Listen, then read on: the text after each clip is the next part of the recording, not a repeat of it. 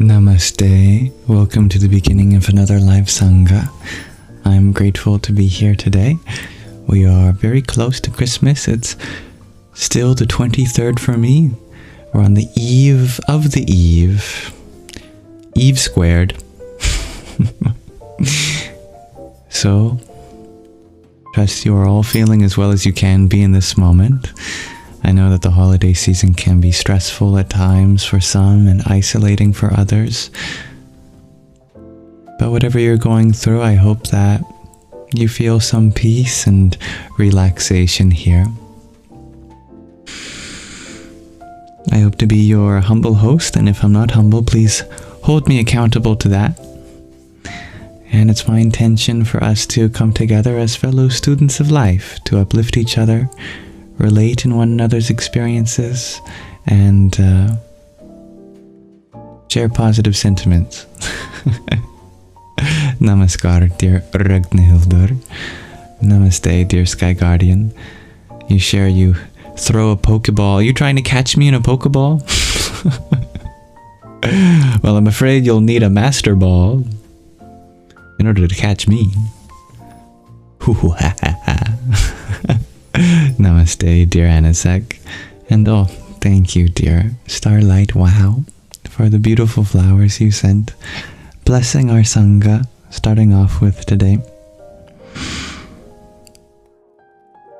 Om Hrim Namah Shivaya.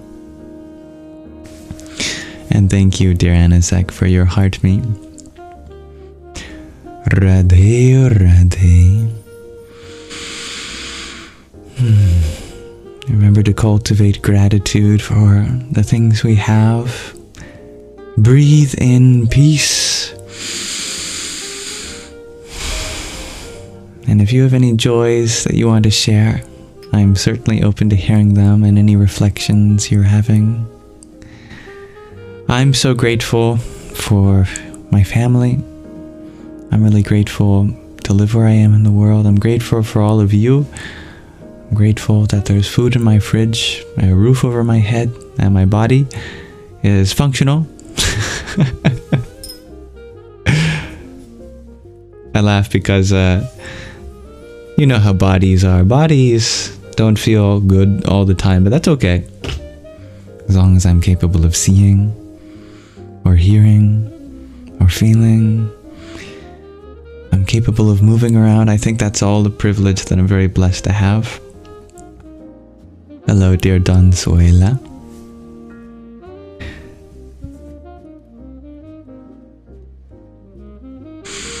We are all so blessed in many ways.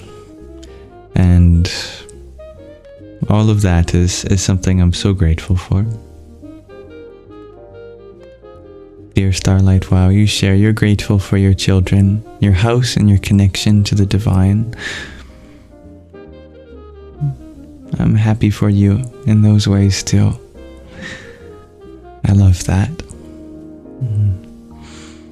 Nice to see everyone saying hello to each other too. It's very sweet.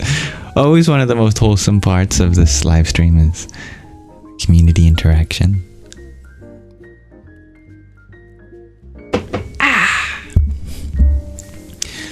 Well, I'd like to start off our Shravana, our portion of the Sangha dedicated to listening, with a prayer from the Taittiriya and Katha Upanishad, one of the famous Shanti mantras.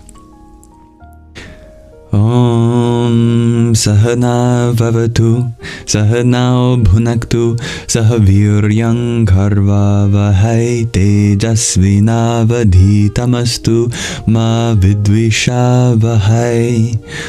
Om Shanti Shanti Shanti. Om. May the divine protect us both together. May the divine nourish us both together. May our study be vigorous and effective, and may we not mutually dispute or hate any. Om. May there be peace in us. May there be peace in our environment, and may there be peace in the forces that act on us. Namaste, dear Anna. Welcome, dear Gardening Grey Gargi. Hello, dear Vote for Pedro.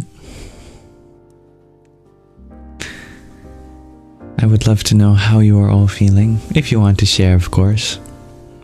I hope you know that there's space for you to express yourselves here.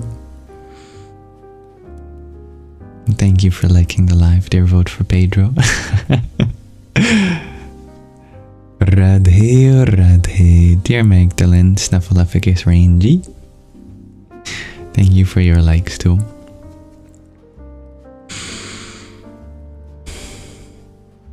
Welcome, dear Stevie G.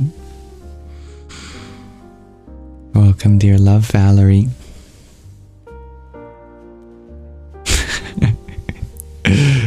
Gregor G responds with a singular ice cube. Are you frozen? Are you cold?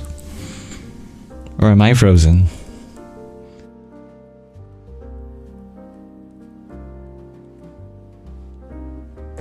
Or maybe you're just chilling. You're chilling. Perfect. I love you too, dear Stevie G. Much love to all of you. Dear Anna, you're feeling lazy. Me too. It's okay, we could be lazy together here. Merry Yamas Eve, dear UK. That's funny.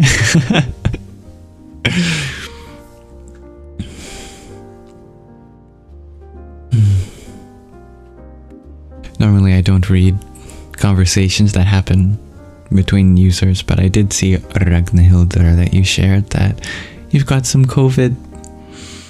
I'm sorry to hear that. What a time to get it, hey? Well, make sure that you get lots of soup, teas, other remedies, some rest, exercise as much as you can, but don't drain yourself of too much energy. Get your vitamin C's, your vitamin D's, and allow yourself to be taken care of by friends and family. Welcome, dear Small, and dear Kevin. Thank you, Kevin, for your likes too. Dear Starlight, wow, you share you're worried for your husband's hand surgery today and managing the kids while hubby incapacitated. You are a wonderful partner to help with some of his responsibilities as he is healing. But sounds like he's getting the treatment he needs. Hands are our ability to engage with the world in so many different ways. They allow us to hold things and create things.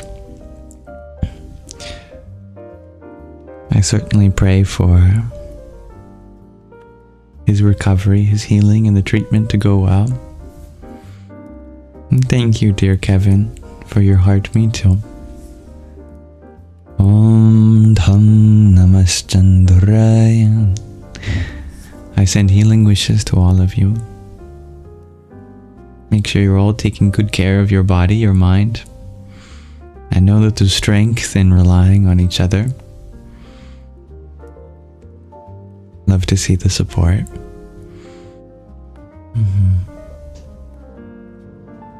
Thank you, dear John Simon, for your heart me and team bracelet too. Hare Krishna. Much love to you, dear Ragnhildur. Alright, I don't have a show and tell today, but I do have the next reading ready for Moksha, Liberation, a novel by Tara Lamont on a woman's journey to self-discovery and freedom from suffering. In our book, we've covered a long way. We're about 4/5 of the way through. We recently started the 4th part, which may very well be the last part, looks like. 14th chapter. Not sure if I'll be able to catch you up on absolutely everything that's happened in this book, but you're always welcome to see the recordings that I clip out of these live streams and put on my Yamsox Lives YouTube channel. So the most recent thing that happened to our protagonist is that she was going home to America. She left the convent that she was serving, and on her way home, her bank account was drained to $0 by an evil person at the helm of an organization, Gerhardt, who has been an antagonist in this book. The protagonist and antagonists are incarnations of the divine and demonic, secretly. Well, secretly to the protagonist, but not so secretly to us who are reading the book. Hello, dear Sargam. Stevie G, you will do your best to understand what's going on so far in this story. It is a very nuanced plot, and I don't blame you for ever getting confused, but do know that what's most important is the spiritual lessons along the way. So without further ado, let's continue. May this reading relax your mind and awaken your heart.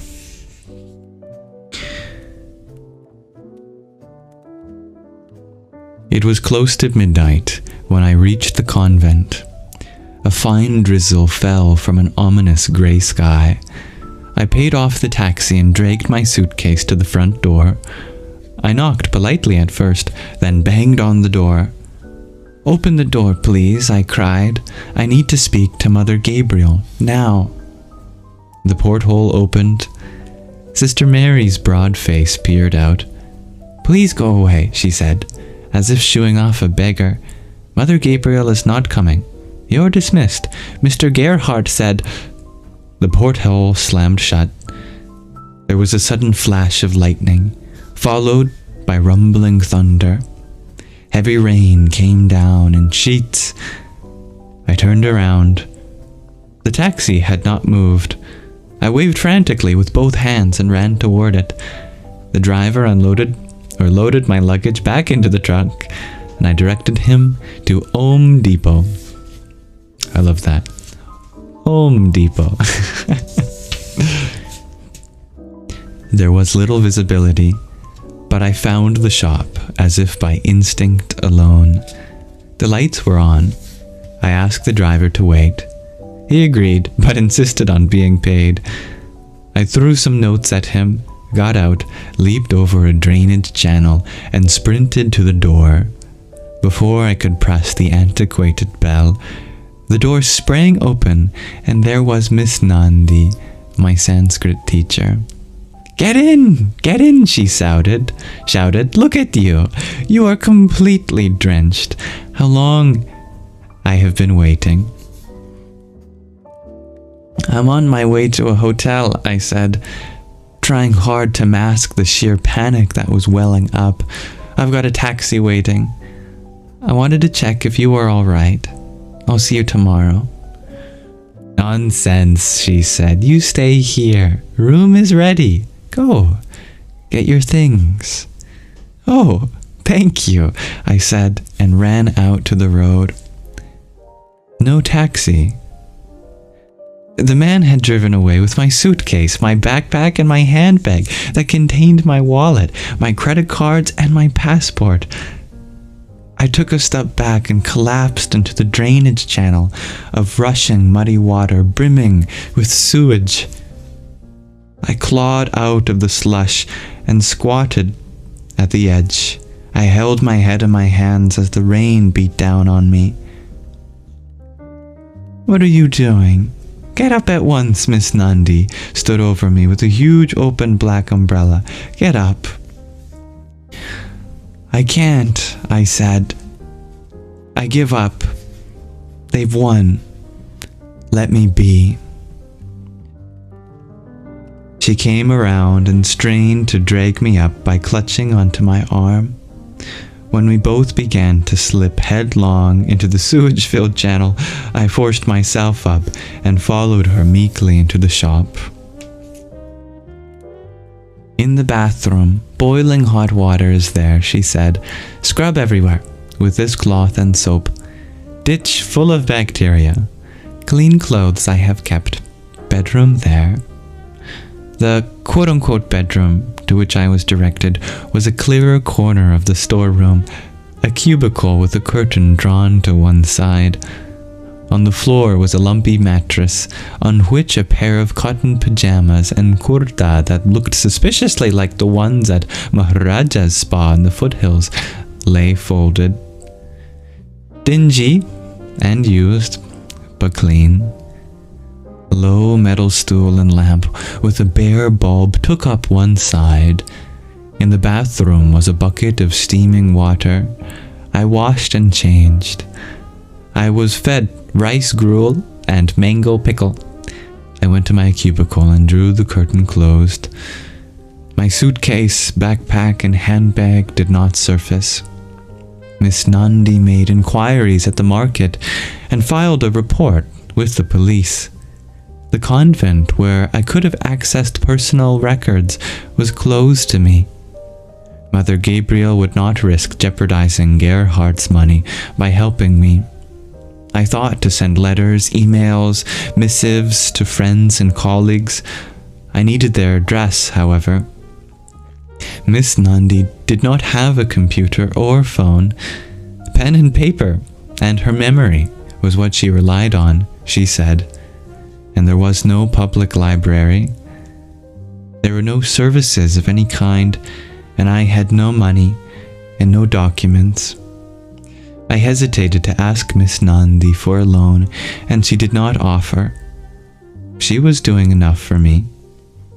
A stranger, and not family. I don't exist, I said to Miss Nandi one day. I have vanished. No one will miss me. It's better this way. What are you saying, Ma? You just keep quiet, she scolded. With you always some drama. But I made myself useful. For room and board I cleaned, cooked, shopped, and manned the store. When Miss Nandi was up, I made her tea, and for our breakfast I served a rice soup, kanji, and a vegetable. I dusted her surprisingly lavish bedroom with its Victorian four-poster mattresses piled high, soft linens and mosquito netting. I scrubbed the bathroom that she reluctantly shared with me, and then I opened Om Depot where I remained in the background when customers wandered in. A shadowy figure in white. Several times a week, I shopped at the market where I was met with taunts from Dickensian urchins who threw stones at me when I had no change to give them. The shopkeepers eyed me with distrust until Miss Nandi, who accompanied me on a few occasions, informed them that I was her servant doing her bidding. Soon all became bored by my poverty, the shameful anomaly of a foreigner without money. In time, I became a part of the throng, to be treated with the contempt reserved for any low-caste person, aside from the occasional high-caste person who would quickly cross the road or step aside when I approached. I was ignored. This invisibility was a blessing, since I could make my purchases quickly without the expected chit-chat and return to the shop where, when my chores were done, I read late into the night in my cubicle with the curtain drawn.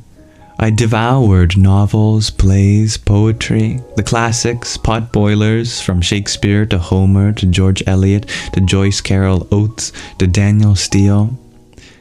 When I was washing the bathroom floor or cutting vegetables or out on the street, words and phrases swam in my head, making me dimly aware of worlds that I'd once inhabited, where everything mattered, where quarrels and emotions and ideas were taken seriously, where what one wore and ate had a gravity that I found difficult to grasp.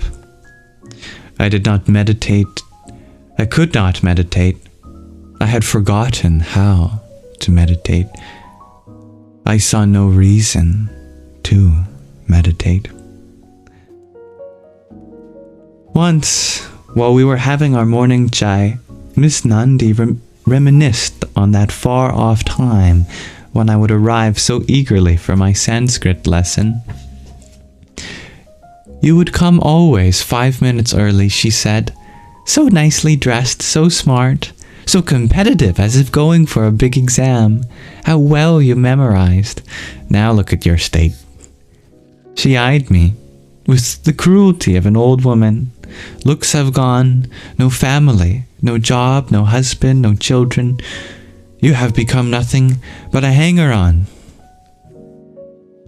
For a moment, I fully understood Raskolnikov's murder of the old woman. I knew that this old woman hid wads of cash in a trunk under her bed. I could rob her and run away, but I would not get very far. But that night, I randomly picked up one of the Upanishads, a 19th century prose translation for Western readers. It read, "That light which shines above, this heaven higher than all, higher than everything in the highest world, beyond which there are no other worlds, that is the same light that is within the humanity." It was inscribed on the frontispiece like a Dante-esque illustration of the entrance to heaven. My curtain was suddenly flung open. Miss Nandi glowered down at me. "Why are you wasting current?" She snatched the book out of my hand and glanced at the title. "What is the use of all this reading without Guru?" she demanded. I gently but firmly drew my curtain closed, switched off the lamp, lay down, and turned my face to the wall. "Hello, dear Leia."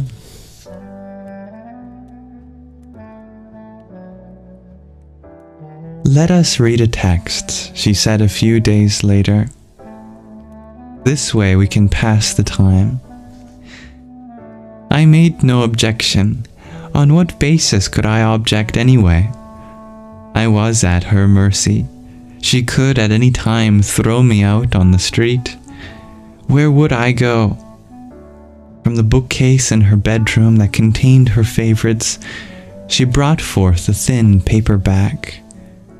We sat cross-legged on the floor, which I could now manage with minimal pain, and she began with the usual invocation that seals the mode of behavior between teacher and student. "Remember, I am not Guru," she said. "We are two students only. Lord Shiva, Lord of the cosmos, the world's eternal teacher, is our Guru. We can think that way." Whatever. She threw me a sharp sideways glance as if I had spoken aloud, and I quickly assumed a blank detached stare. Then, in a low, tremulous tone, she recited the prayer attached to this particular text, the Mundaka Upanishad.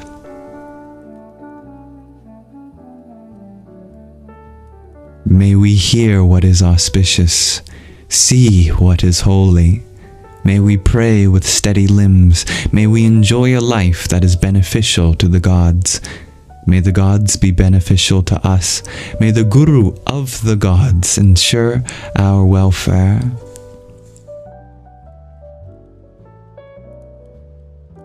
"We will take a fast track," she said. "I will provide a summary and key verses from a chosen Upanishad. Of course, for some Upanishads, like Isha Upanishad," she laughed suddenly, "all verses are key verses. We begin with the Mundaka Upanishad, and the question that the student asks is, what is that, by knowing which all is known? What is that, by knowing which all is known?" A sudden flash of Siddh, the snake at his feet, the pyrotechnics on that mountain came before me. A spasm on one side gripped me, and I crawled to a chair and raised myself up. Miss Nandi watched this maneuver without comment. The pain subsided. The Guru tells the student that knowledge is twofold, lower and higher, she said. Lower knowledge is information, science, history, mathematics, and so on. Higher knowledge is self-knowledge, self-recognition. Higher knowledge leads to self-realization. The eyes cannot see it, the ears cannot hear it, the mind cannot grasp it, she began to quote. She chanted, explained, and analyzed, and I listened with a kind of wonder at her clarity and precision. She, whom I had only seen as a crotchety old woman, had transformed into a teacher. More than a teacher, a guru, my guru. I lowered myself to the floor and sat near her. As the web issues out of the spider, the universe springs from the eternal self, the source of life.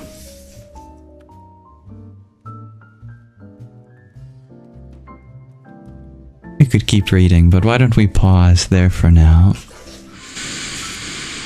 Thank you for listening. So, it seems like there have been some more misfortunes in our dear protagonist's journey. She was not able to reach home, and with her bank account drained, she tried to return to the convent. Unsuccessful, she tried to go to the hotel, but while she stopped by Miss Nandi's store, Home Depot, pardon me, her taxi drove away with all of her belongings, passport, wallet. So she stayed at the bookstore, and after a while, she begins her study again of the ancient scriptures that reveal the secrets of her immortality, bringing her into knowledge of her true self. I look forward to continuing reading this with you next time.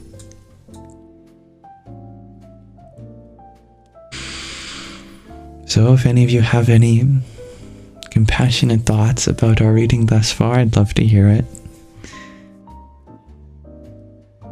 And I'm so happy to see all the love being shared as we were reading. Now my attention is returned on all of you. Thank you, dear Akasha, for your TikTok, a beautiful name. The quintessence herself, thank you. Om Ham Akashaya Namah. Dear Hybrid Jen, thank you for the rose you sent whilst we read. Ram Ram. Let me transition now from our Shravana scene to Manana.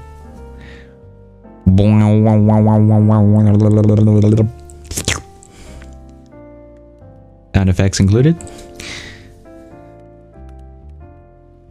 I'm happy you enjoyed the reading, dear Stevie G, Anazek, Akasha.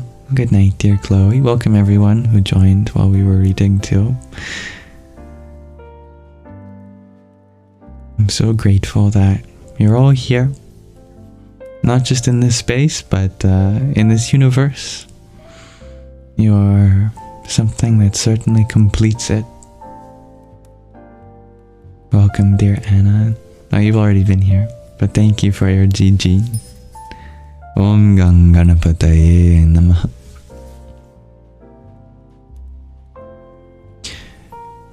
Welcome, dear Bubbles.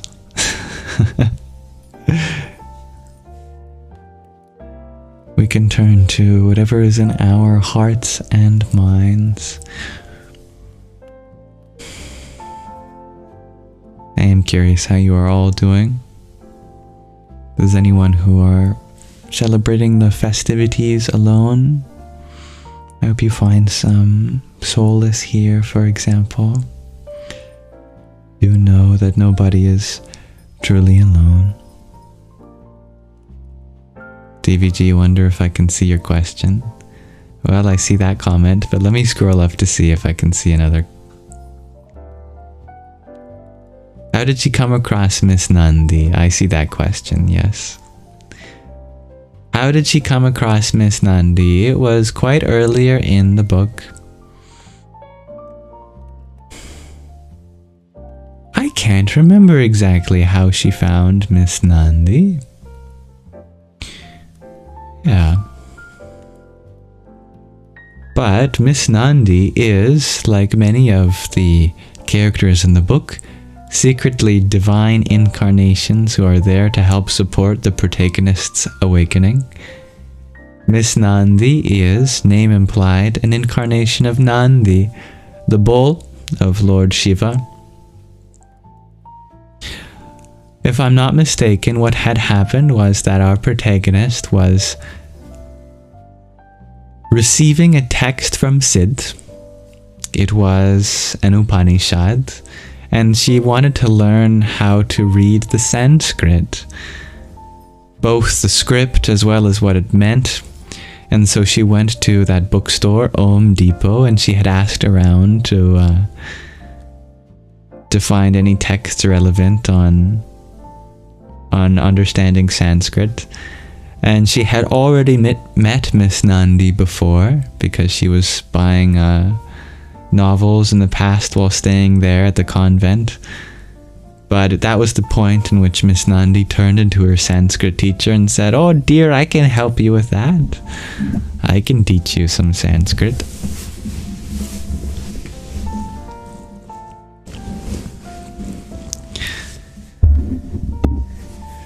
Yes, and the bookstore is named Om Depot, which I think is great.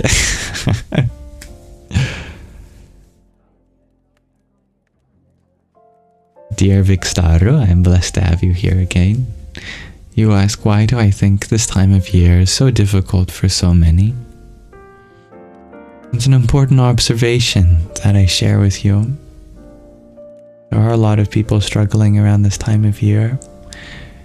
I think it's all the expectations. So much stress comes from expectations to be with family that maybe we don't want to, or do things to our family that we feel obligated to. Expectations for gifts and being with people. A lot of extroversion when this is a time of the year when I'm sure a lot of us just kind of want to be in bed and not go out. And there's a lot of people who are alone for the holidays too. And they see all the people who have family celebrations and they compare themselves and they judge themselves, or they feel, why me? Why don't I have a family like that, for example? I think those are some of the reasons. And I hope no one feels alone in that way.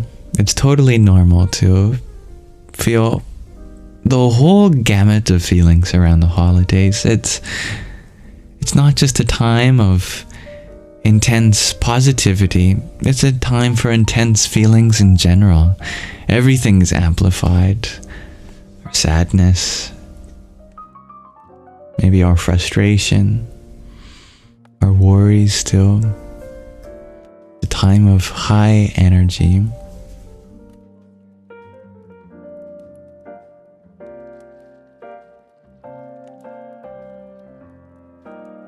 And of course, for us in the Northern Hemisphere, it's the darkest time of the year, literally with the days being shortest. And the weather is coldest. And when the world gets dark and cold around us, we often retreat inside.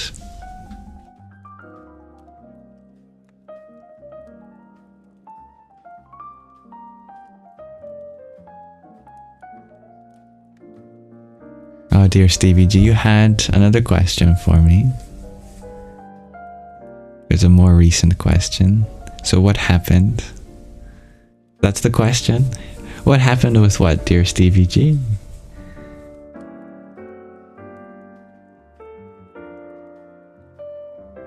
Dear Isabella, welcome. You share it's a great time for storytelling in the cold weather. You are absolutely right.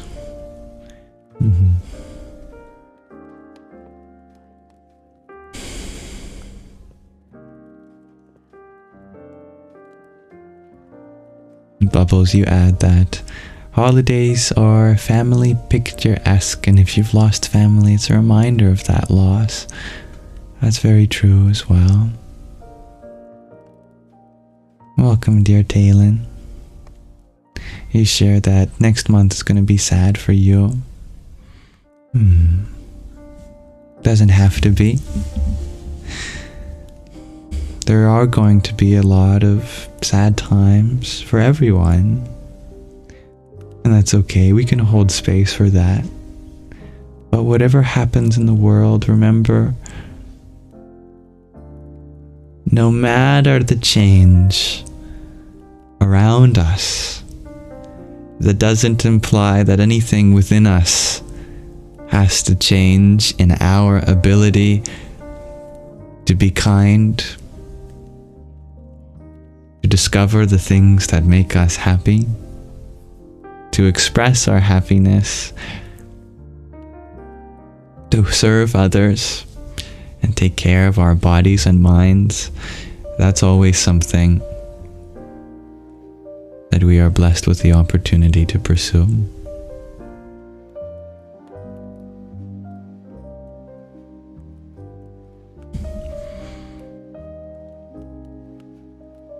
There is a lot of grief in the world.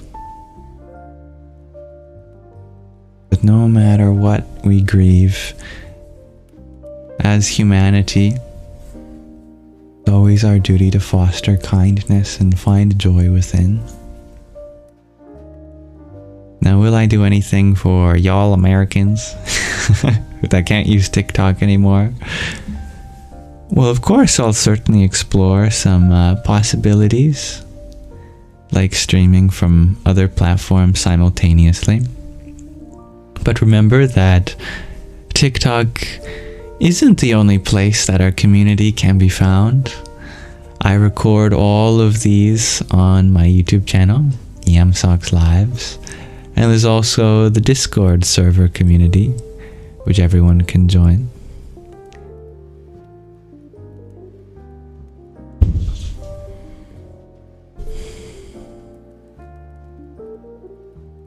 I see your question now, dear Stevie G. You're wondering, for the protagonist in our book, how did she get from a cave to where she's at?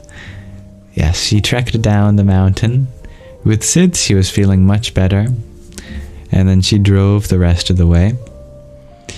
And then she took a taxi to an airport. And then she had a layover in another city before she could fly all the way to America. And then on the layover, that's when she discovered that her bank account was drained. And that's where we left off and started our reading today.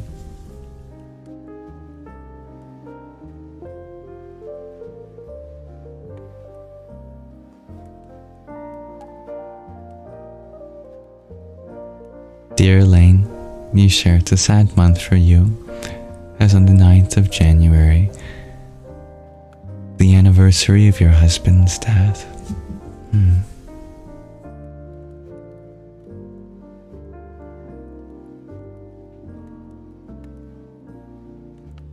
A day to celebrate his life,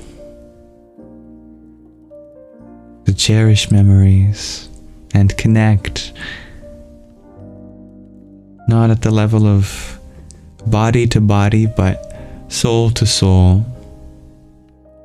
Wherever you are in the universe, you will always have that connection.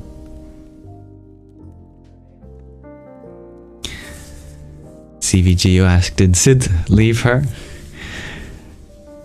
Sid was not going back to America, as he is in his homeland of India. But I'm sure that he shall return. He shall? Yes, that he shall return. She actually asked if she could stay, and he said, no, you must go. It's not time yet. But yet is that important word.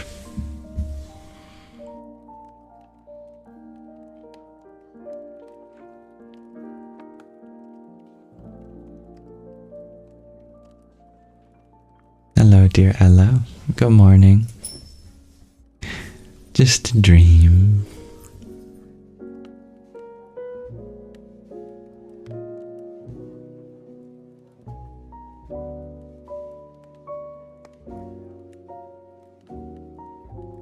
Oh, and thank you, dear Ashley, for the rose you sent a minute ago.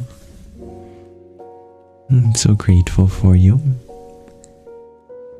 Om Dum Durgaya Namah.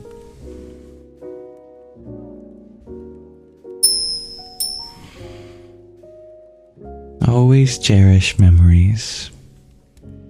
They're what link us to the past. Even though the past is gone, our memories are with us now, and they serve as living reminders of the beautiful journey we've had thus far, heartbreaking as it is.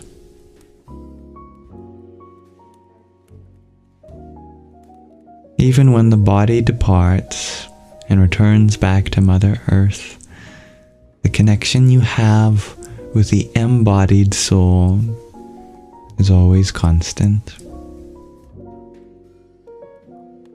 And there will always be chance at reunioning in magical moments that leave you breathless, believing in miracles.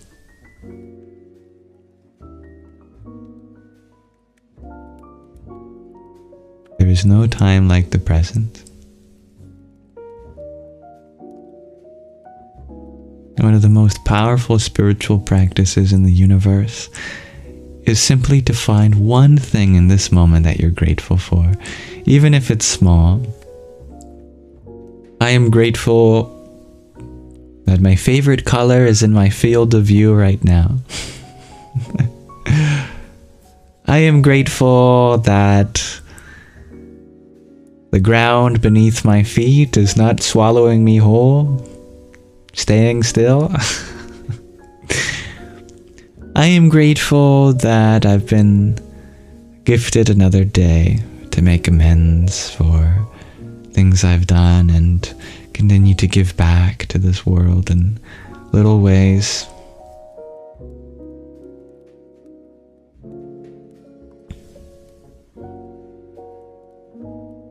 Hello, dear Mr. Hate.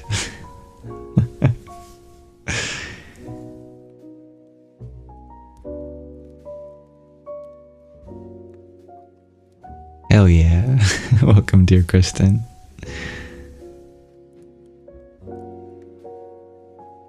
Thank you, dear Pure Possibility, for the heart me you sent.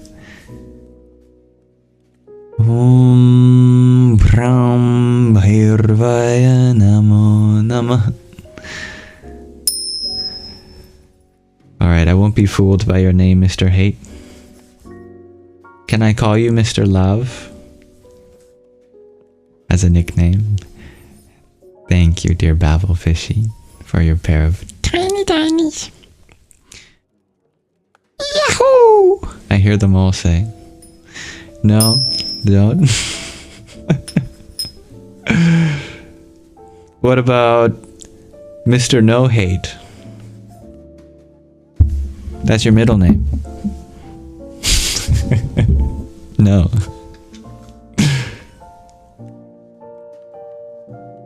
Oh, that's right, dear Stevie G.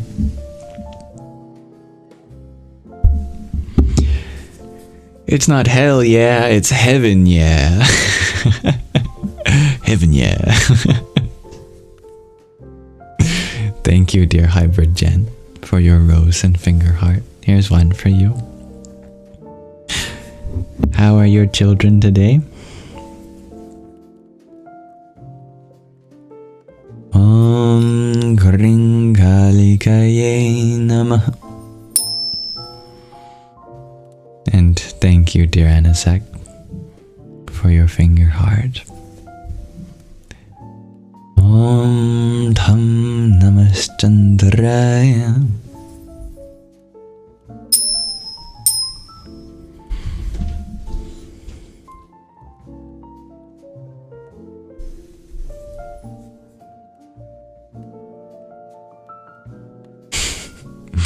Oh, you bring up a great philosophical question, dear Sky Guardian. Is it hateful to hate hatred?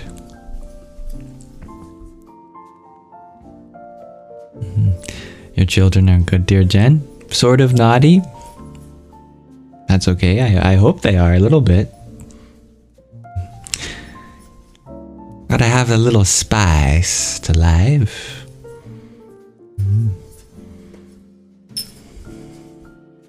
Little mischief. Little mischief is like the cinnamon in the cinnamon cookie. Balances out the sweetness.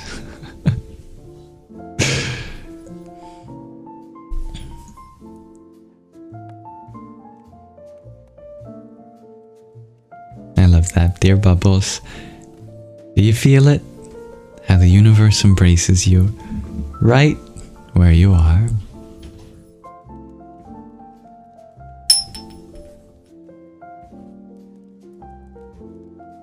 I love thinking about the fact that in physics, there's a extremely important physical law called the conservation of information, which is a fancy way of saying that the universe never loses track of anything.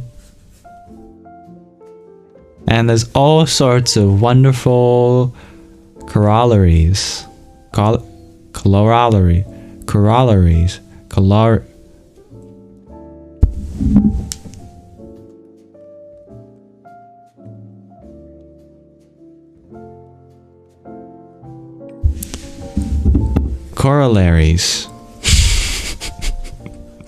Consequences, implications of that fact, which can still be applied to human life.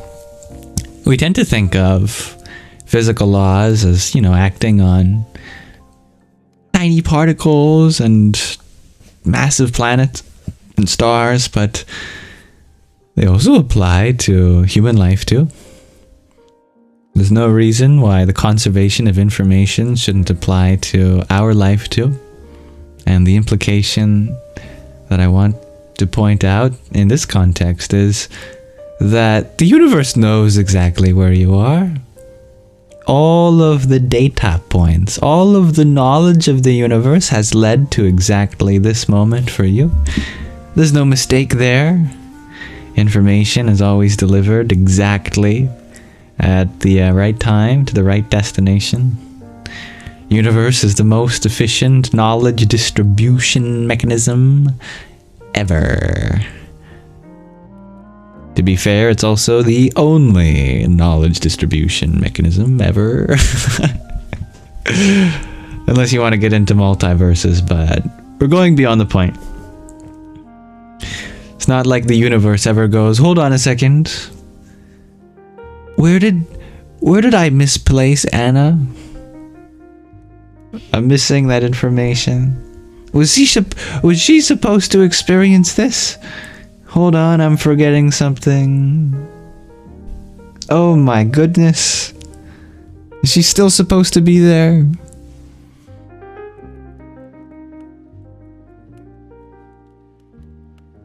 Conservation of information. Welcome, dear Seb. Do I believe in the multiverse? I believe that this universe is certainly meant to be, and I'm happy with this one. But within our imagination can exist anything, and maybe our imagination is just peering through other timelines or universes. And regardless of the reality of worlds beyond ours, certainly this one is our duty to attend to first. And we can draw inspiration from many places and create the best possible reality for us here.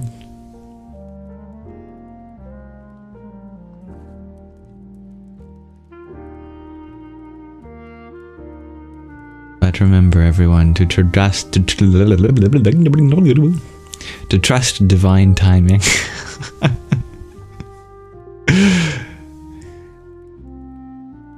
All moments are purposeful.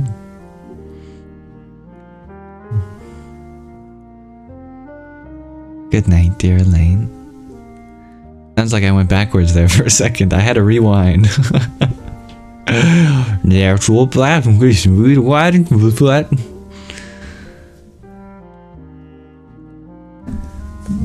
I think I do a pretty good job at a fake reverse speech.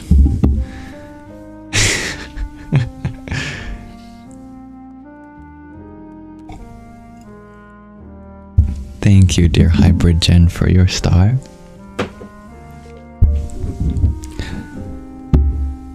Om Namah Parashaktaye. A wise being once said,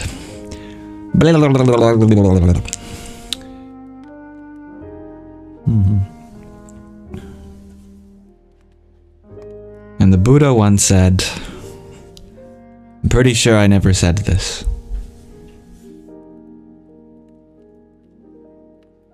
Every day I have a different glass, dear Sky Guardian. That's wild. Well, I gotta make sure all the glasses feel loved in the house. They all have a purpose. If I was a glass, I'd hate to be the one at the back that never gets used. Gotta bring love to all of them.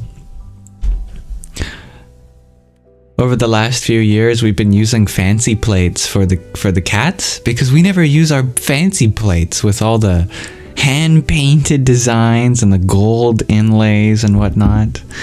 We never have special occasions where we bring out the fancy dishes, so we thought, you know what, why don't we just serve the cat food on them? And so our kitties are eating like royalty, eating off of the gold inlaid plates with all the hand-painted stuff that we've got over the years.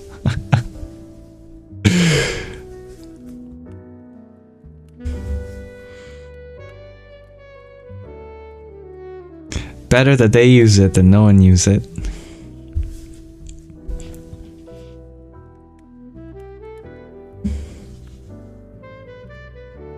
Dear Isabella, you said that today at work. Am I psychic? You said blah blah blah blah blah.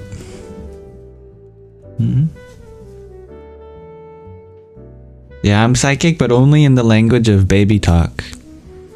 If you have a talk in baby talk, I can read your mind. Any other language, I haven't quite done the psychic Duolingo lesson for that yet. Look, honey, break out the good china. The cats are hungry. Exactly. You also use the finest china for your fur baby, dear Ragnhildur. It's just from their past lives of being royalty in ancient Egypt, I'm sure. We were once pharaohs, sphinxes. We were worshipped. And for some reason, I feel like they deserve to be. Even though I'm fully aware that they're tricking me, I somehow consent.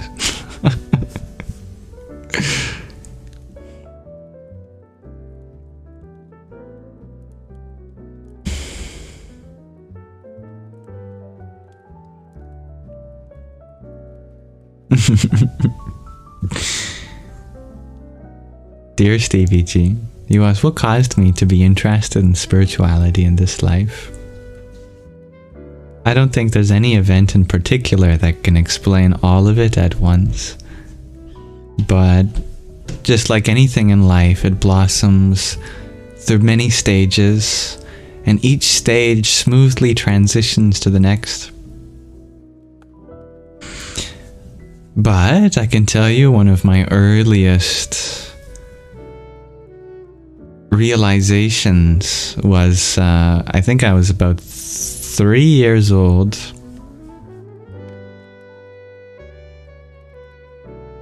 I was lying next to my mother. We were having a nap, I believe. Or it might have been bedtime, I can't remember. But I was laying next to my mother. And I don't know if you've ever noticed, but there's a vein that goes over your ear. And mine is pretty prominent. And so sometimes when there's a lot of blood going to my head, I can hear my heartbeat in my pillow because it pulses against the pillow. And I didn't know what the sound was. You know, I'd never thought about that before. And I was getting frustrated, like, what on earth is that sound? It was like, I don't know if you can hear that. Like, whoosh, whoosh, whoosh, whoosh, whoosh, whoosh. And every time I take my head off the pillow to listen around the room, it goes. You know, I try flipping the pillow to the other side. I try rolling on the other side. And I could still hear it. And I had been wishing that it would stop. You know? Like, you know, why won't that sound just go away? Whatever it is, I wish it would just stop. And then I realized it was my heartbeat, finally. And then I went, because, you know, my mom taught me, careful what you wish for. I've been wishing for the sound to stop. And then I just realized it was my heartbeat. Oh no! So I started crying. I probably woke my mom up like, I don't want my heart to stop. She's like, why are you worried about your heart stopping, dear? Because of the sound, it wouldn't go away, and I wished it would stop, and it's my heart. And I was terrified. But that memory left a really deep impression on me, because I realized that I wanted my heart to keep beating. And I can't remember exactly what my mom said, but anyway, we got to the point that it's not going to stop for a long time. And I said, long time, but there's still going to be a time that it stops. And I had to have that conversation at like 3 years old. That one day my heart would indeed stop, but I wouldn't have to worry because it wasn't any time soon. But to someone that young, it doesn't matter how long in the future that your heart's going to continue to beat. The fact that you're not immortal is something that keeps you thinking. And so I think that was a very pivotal moment in my early life that I realized that I was going to die one day, and it led to a lot of introspective thinking over the course of my young life so far. And I've had a lot of time to think about the concept of death and what it means for me.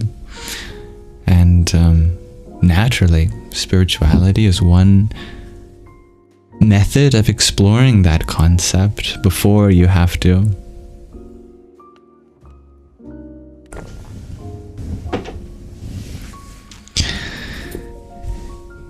Thank you, dear Jill and Simon Aladdin, for your pair of tiny tinies. Yippee! Welcome.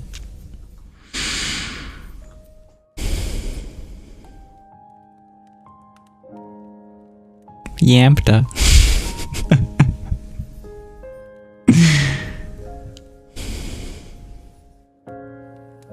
UK history, you're wondering, why do I think cats were worshipped?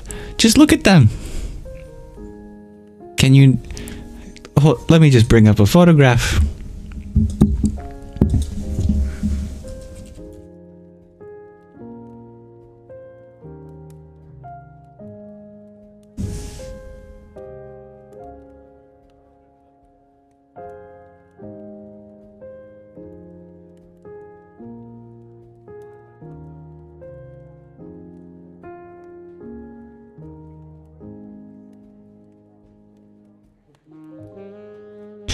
Can you possibly look at this divine creature. Oh my goodness. Oh my God.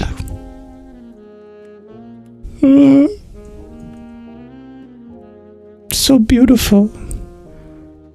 So tiny. So precious. So gorgeous. So goofy. So snazzy. So eyeball. So mystical. So innocent. Can you look at any of these creatures and not want to put them on a pedestal and go, okay, you deserve everything in the universe?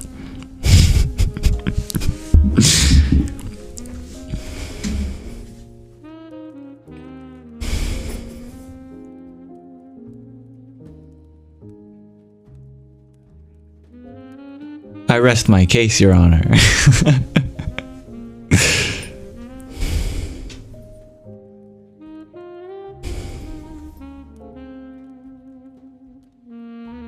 Oh, you're very tired and you have to go to sleep, dear Anazek. Of course. May you have a wonderful night.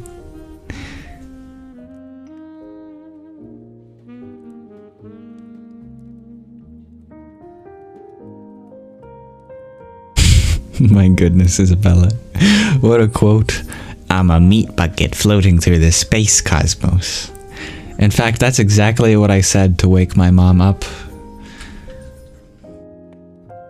Could you imagine a mother putting their toddler to sleep and then you just hear next to you?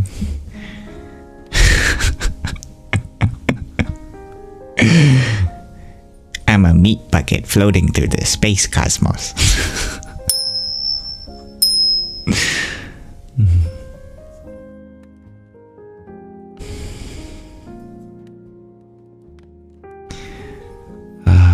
Always happy to celebrate animal beauty.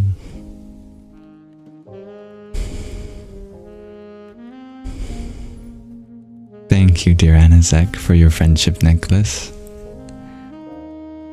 Om Tham Namaschandraya.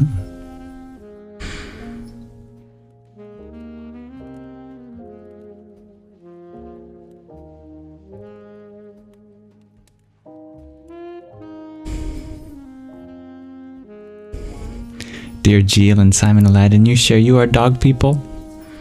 I'm a all animal person. I love puppies, I love kittens, I love giraffes. I love elephants. I love walruses.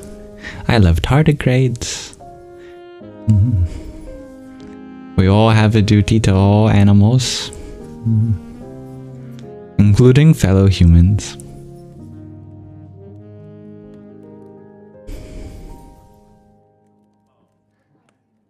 What about hippos? Nah. Except for them. Nah, just kidding. Have you ever seen a hippo? How voluptuous, how badumptuous, how glomblodios. I'm just making up words here. Of course, I love hippos too. Thank you, dear Alex, for your quintet of roses. Om Kamalir Mahakalikaye Namah.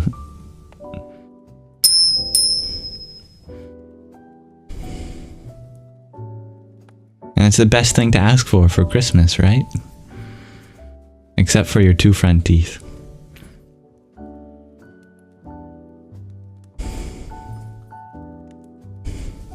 I love that, dear Ashley. Your first memory was at 6 months old. You went to the zoo. I love that. Hello, dear Hexagon. And thank you for your wishes for everyone.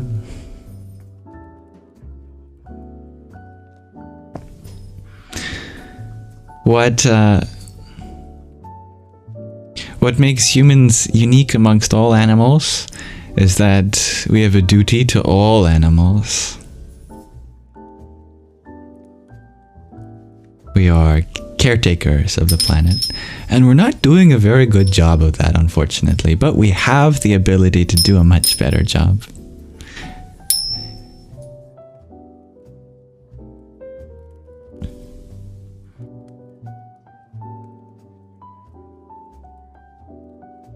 Something I find really beautiful. Oh, thank you, dear Mary. Speaking of things I find beautiful, you share you've never sent a gift before, but you love the kindness and love we spread. Well, thank you for your kindness and the love, dear Mary. You are a gift itself. Anything more than that is unexpected. Thank you. Om Sadyo Jatam Prapadyami Sadyo Jataya Vai Namo Namah Bhave Bhave Nati Bhave Bhavasvamam Bhavod Bhavaya Namah. Dear Ashley, thank you for your heart me as well. Om Tat Purushaya Vidmahe Mahadevaya Dhimahi Tanno Rudraf Prachodayat. Pardon my hiccup. We are stewards of the world. What I was going to say is one of the most beautiful things in religious study is if you study some of the earliest religions, we're talking like thousands to tens of thousands of years ago. It seems like our ancestors first conceptualized the divine as a lord of animals. That they looked around and saw all this life and said, well, I believe in whatever is responsible for all of this life. And so they didn't really know how to personify what could be responsible for all that life. So they often chose animals, and they often made mix and matches of different animals to kind of personify all of life. Something with the head of a wolf, but the tail of a monkey, and the body of a horse or whatever. And they said that's the divine. The divine is what is within, what makes all of life possible, all animals. I find that really beautiful. It is a very ancient word, one of the oldest names for the divine. In Vedic Sanskrit, Pashupati, which means the lord of the animals, caretaker of the animals. And they believed that it's our responsibility to fulfill that role too. Humans are unique in that we have the ability to go closer, embody the role of the divine for each other. We are all Pashupati, caretakers of the animals.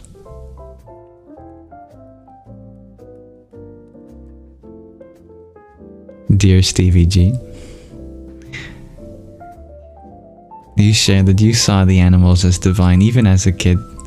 You used to say when you were a kid, I put animals first before humans. I love that.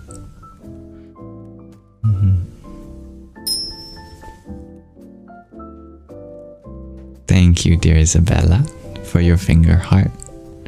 And tiny, tiny. Yippee!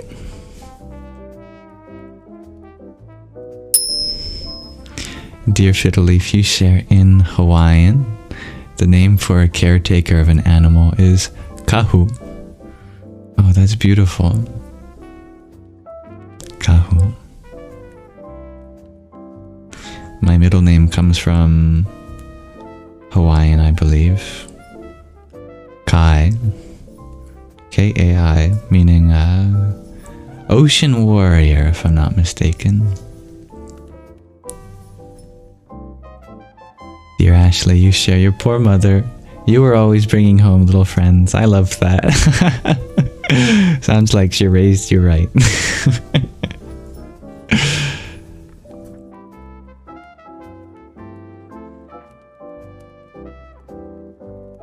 So happy to have you here. Dear Dr. Jenny, how have you been? Welcome, Jay Bird.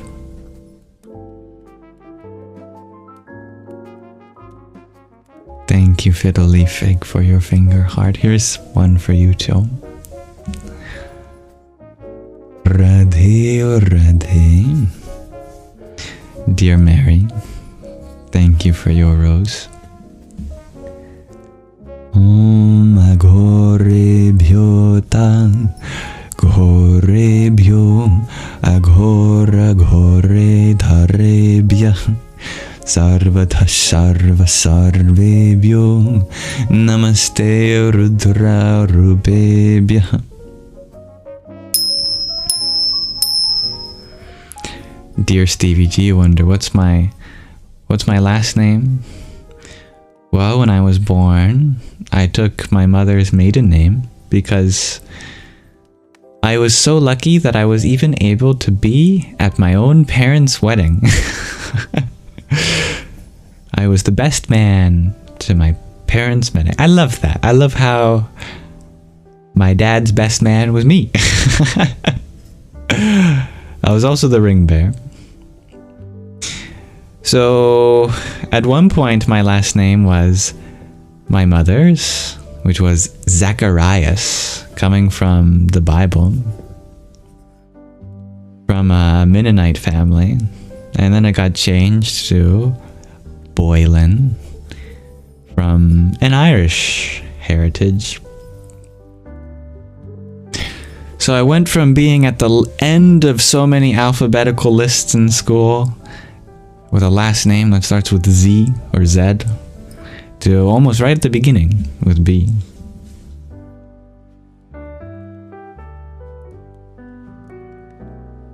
And I was chosen a lot quicker for many things in school. I think names are so interesting in the stories they carry. So much meaning. I'd love to know what Zachariah means. Thank you, dear Silent Storm, for your heart me, an ice cream cone. Om Vastudevataya Namah.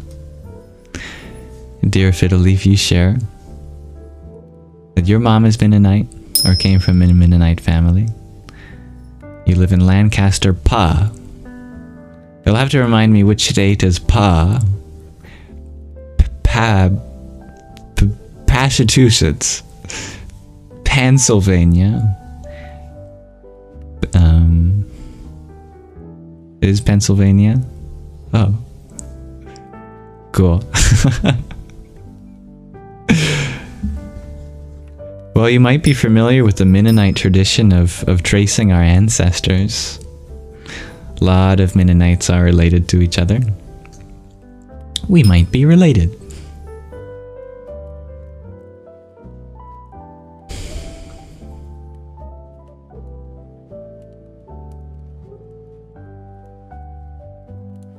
It can be very healing to reflect on our heritage.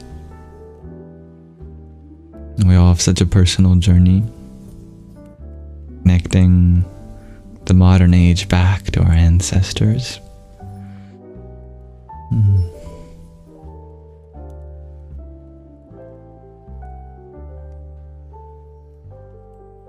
Dear Vic's daughter, you share your stepmom came from a Mennonite family. You're from Kansas.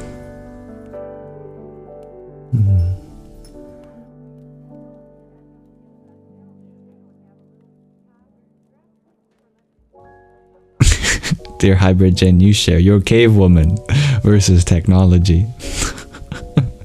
I feel that way too, except for the fact that I've been using technology ever since I was born, so I feel pretty good at using it. But every now and then I like to go into the woods and I don't bring my phone, I don't bring a wallet. In fact, I sometimes take my shoes off entirely and I go full caveman mode for a few hours and then I go home. This is true. Every now and then I just like to go caveman. And then I return to all my devices. I think it helps balance out the fact that I'm online so much. I think we all have our inner cave person. When we stare into the fire. When we're holding that banana just like a monkey. When we're so hairy. We spend so much energy not being hairy. But the average human is naturally pretty hairy.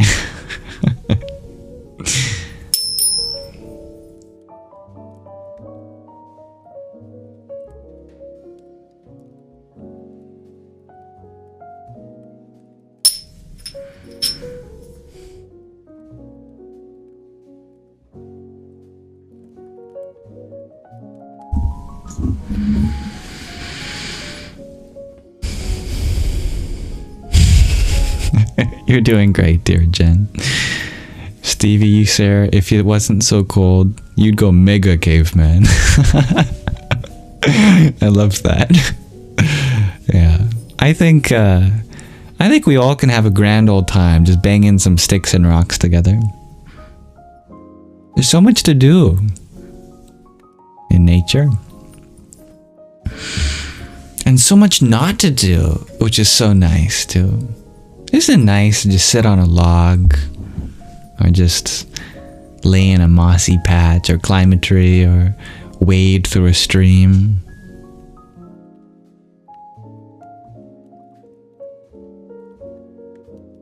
Karma Cat, you share, you feel like you had an ego death just from being so damn tired of hair removal day after day.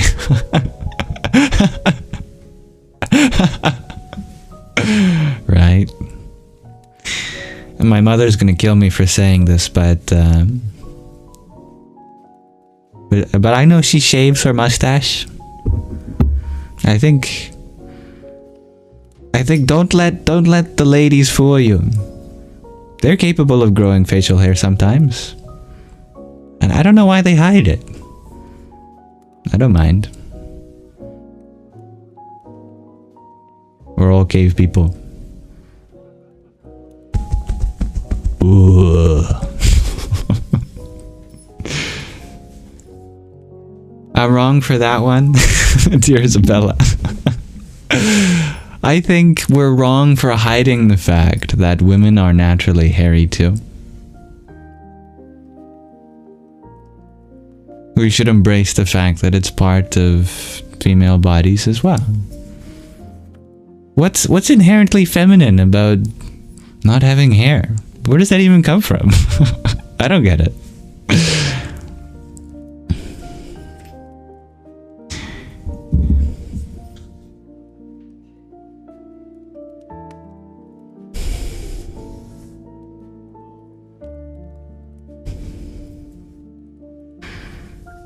Dear Vampiria, you ask, would I like to talk about reincarnation? I would be happy to talk about whatever you want to talk about. Dear Don Suela, you share being Portuguese grants you the gift of growing a fantastic mustache. I love that. I respect a good mustache. No matter who it's on.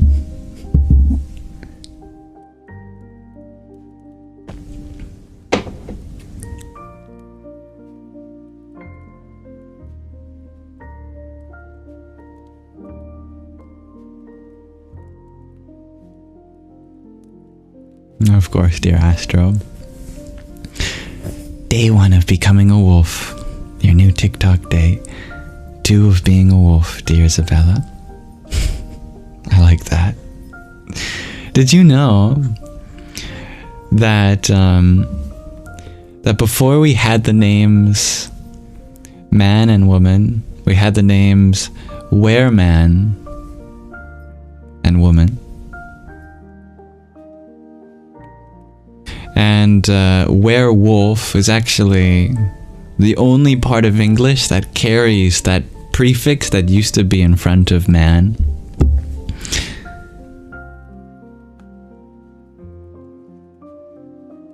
So werewolf is like saying masculine human wolf.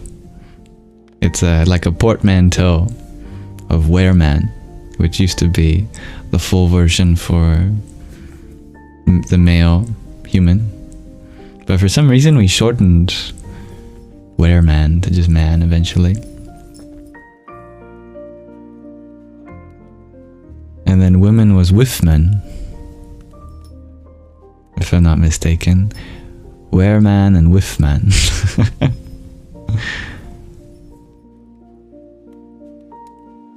Some linguistics history for you. Thank you, dear Jen, for your rose.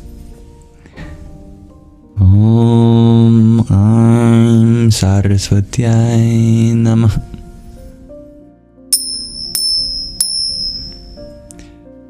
Dear Dalkinton, thank you for your rose. Radhe, Radhe.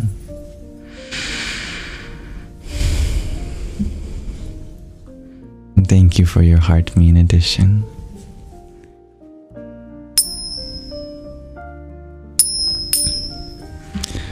Dear Stevie G, you share. You once dated a glorious woman who didn't shave most of the hair in her body. How glorious indeed.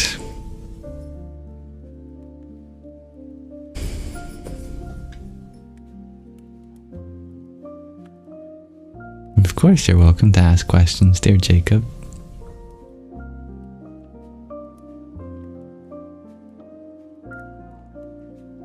Thank you, dear Autumn.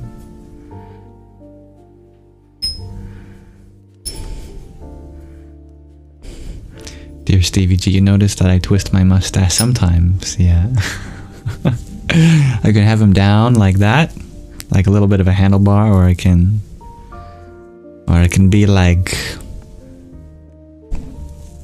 the Monopoly Man,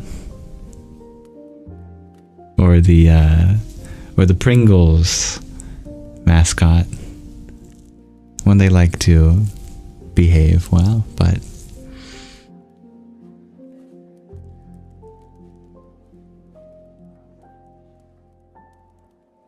Dear Mary, you ask, where do you think that comes from when a stranger feels familiar like an old friend? I think we see the deepest parts of ourself in each other. Maybe from being able to hold a connection that transcends lifetimes.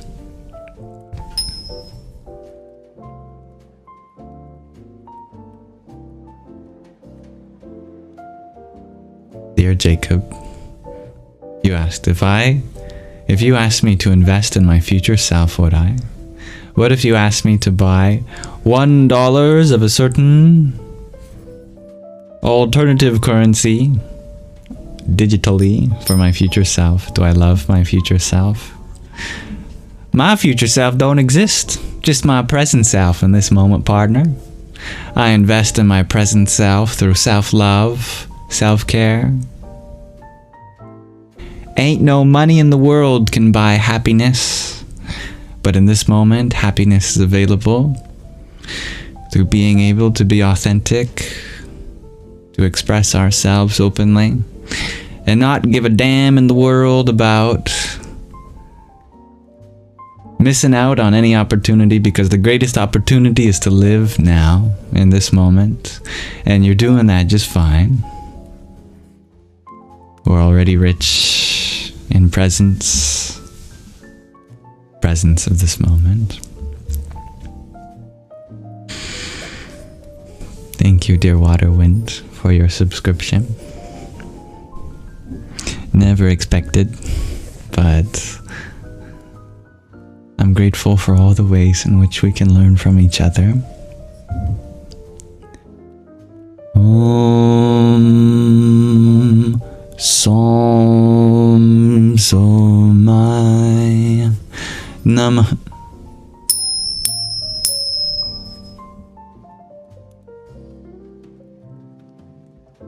Dear Vampiria, you ask, what does it mean when the Kundalini rises up and it positionates, I like that word, positionates on top of the head?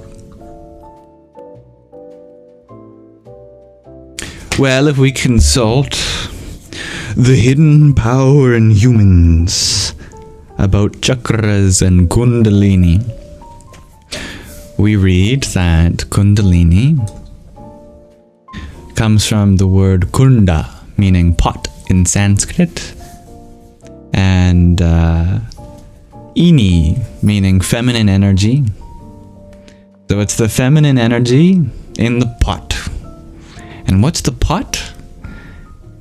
It's our sub and unconscious. Because there's so much experience in life that we can't process all at once. So it all gets stored in our pot. And the yogis identify our sub and unconscious with lower parts of our body, like the tip of our spine, the tail. And if you notice that there is a sequence of faculties in this body, and as you go higher in these faculties, we associate more profundity with each of these things.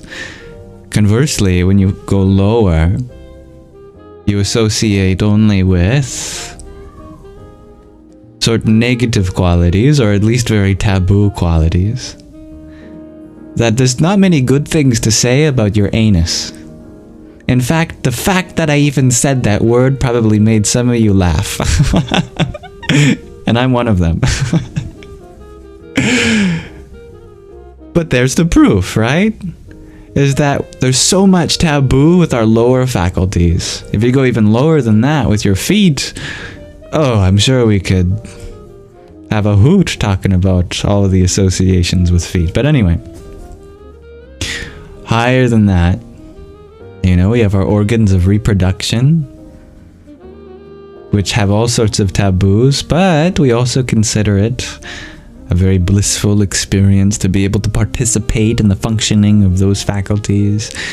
You go higher still into your tummy, which digests food. I mean, it's still a little gross what's happening in there.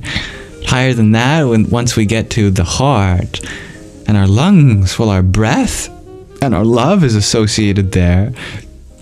Go into our vocal cords, our ability to communicate. Wow. Our ability to hear, to see. Well, these are amazing parts of our experience. Think about art and music. And then finally, at the top of our head is the most powerful machine on the planet, the brain. So there's a natural connection between the sequence of faculties in our body and our conscious way of living. If we are living primarily with higher faculties, then we are engaged in higher parts of ourself. There's all sorts of energies that are still down in our lower faculties, and we have yet to take them higher and higher. And that's the nature of Kundalini in a nutshell.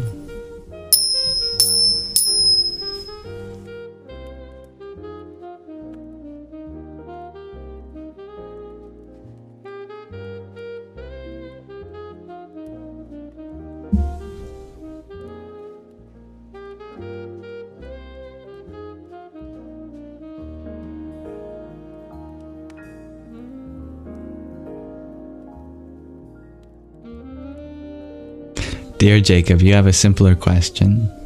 Thank you. Is there only one truth? Is it only possible for one thing? There is only one truth, but there is not only one way to express that truth. That one truth is the source of everything, because contained in that one truth is the infinite. And the very nature of the infinite is that there's always something more. Such is why there is not just one form of life on earth, but innumerable.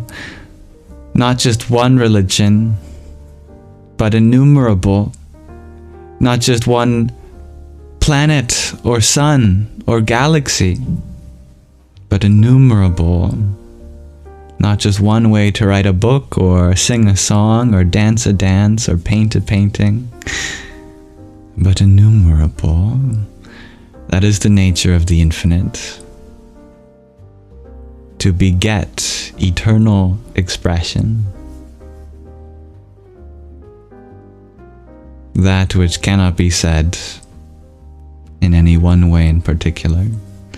That which cannot be seen in any one way in particular. That which cannot be heard in any one way in particular.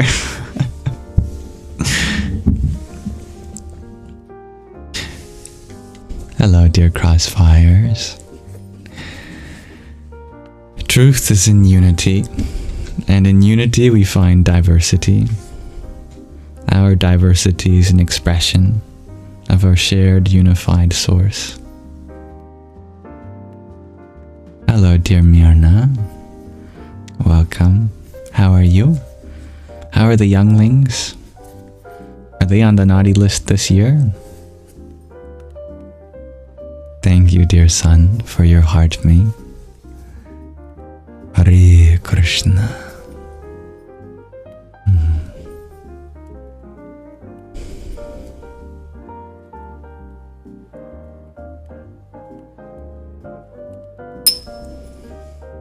Dear Abdul Rahman, you ask, what is reality up to? Right? That's the question of all time. Whatever this is. What's on the list? I said, dear Mirna, your children. Are they on the naughty list? You know? For the holidays. Are they on the naughty or nice list? Or both? Or neither? Haven't decided yet.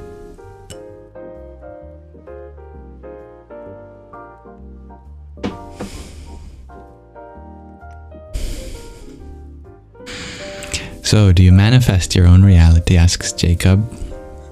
The world before us is forever out of our control, but the world within us is eternally ours.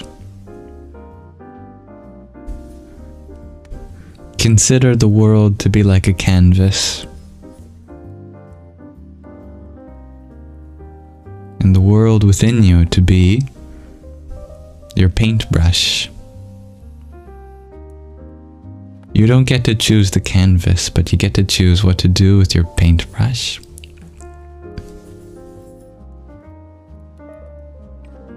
So may we paint with intention.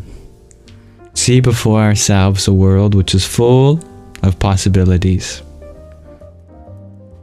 We don't choose what possibilities can exist, but we do choose which ones we want to usher in. And all of that comes from inside our inner world.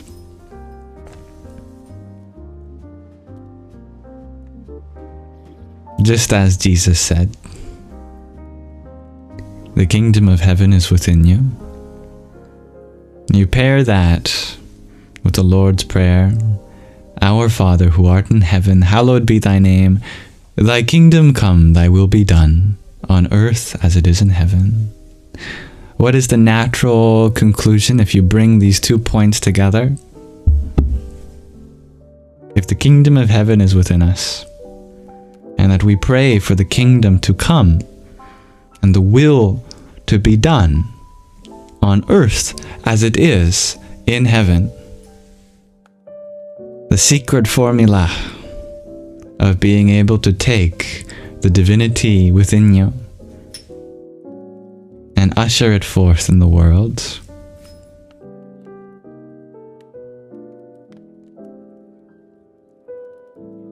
Thank you, dear Scott, for your rose.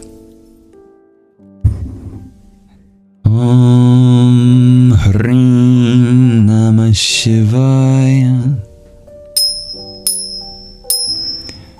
dear. Gina. Thank you for your rose too. Om Mani Padme Hum.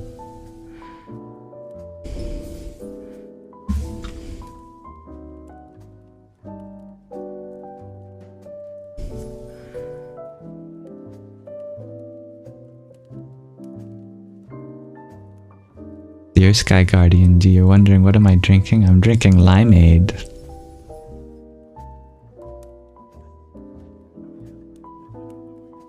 Alright, dear Myrna, you share your children are beautiful, and you wish the eldest would study more and play less on the PlayStation. Well, I'll tell you one thing. My education started on my PlayStation. Although I didn't actually have a PlayStation, I had an Xbox. But anyway, console rivalry aside, I learned so many important skills in life by playing video games. This is true. I remember the first word I ever sounded out myself.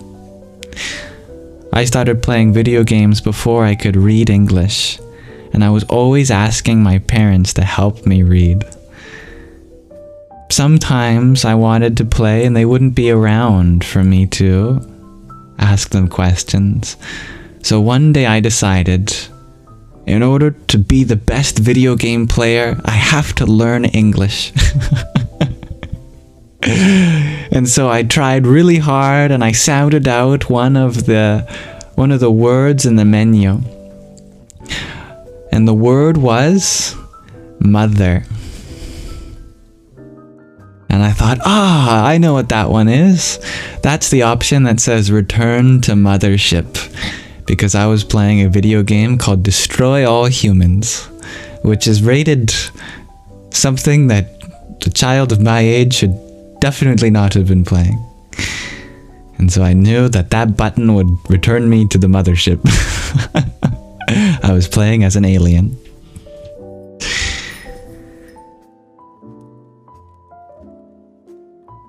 When I played open world games, I started to gain an understanding of my geospatial intelligence, and now whenever I'm lost in the woods, I can safely find my way back out. I love getting lost in the woods. Playing games like Call of Duty have helped me strategize, cooperate with my team. And there's so many spiritual lessons I've learned. Like, there isn't a single video game that I know of where you only get one chance at playing. Every time you die, you get to come back. And I think that's just the way the universe works best, both in video games and in real life. So I say that your eldest one is studying.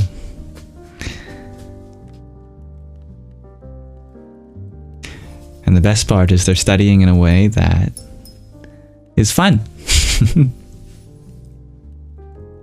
But why did I have an Xbox over PlayStation, asked Sky Guardian?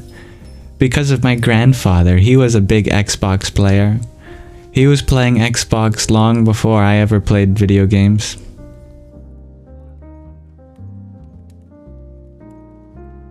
My grandfather loved Halo. That was his game. And he would play all the Halo games and beat them all on Legendary. And one day, he decided that it was time for me to have my own Xbox too. So my grandfather got me an Xbox because that was the one he's familiar with. And Halo at the time was an Xbox exclusive. Can't play Halo on a PlayStation, my grandfather said. Can't play the best game ever made.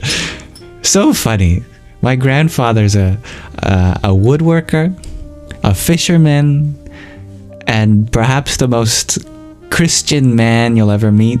And his favorite game of all time was Halo. He loves shooting aliens. He played other games too.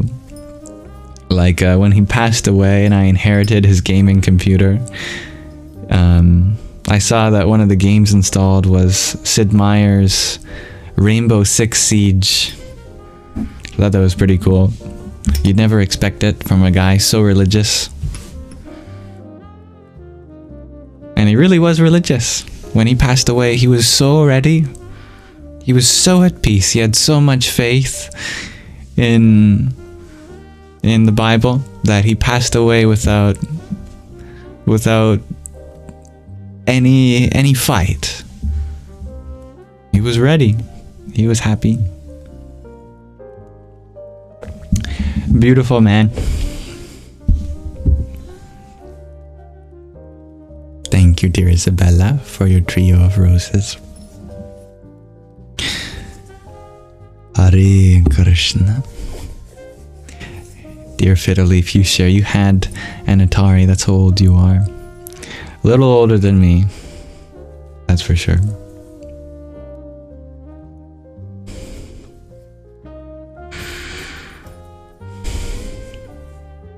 Thank you, dear Hexakin. Much love to you.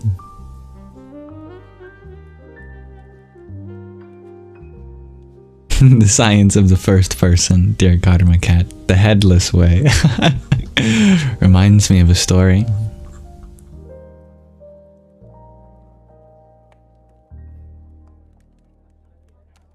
But yeah, it was beautiful when my grandfather died.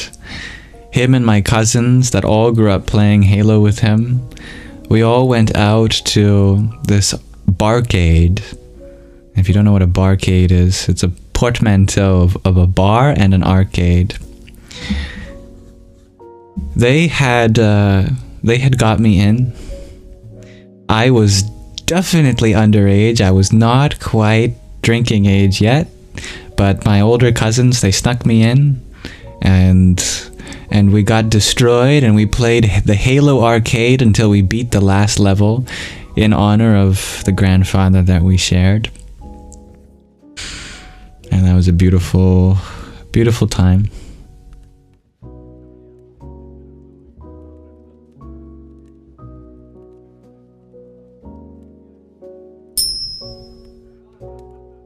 Dear Myrna, you share you had an Atari when you were a teen.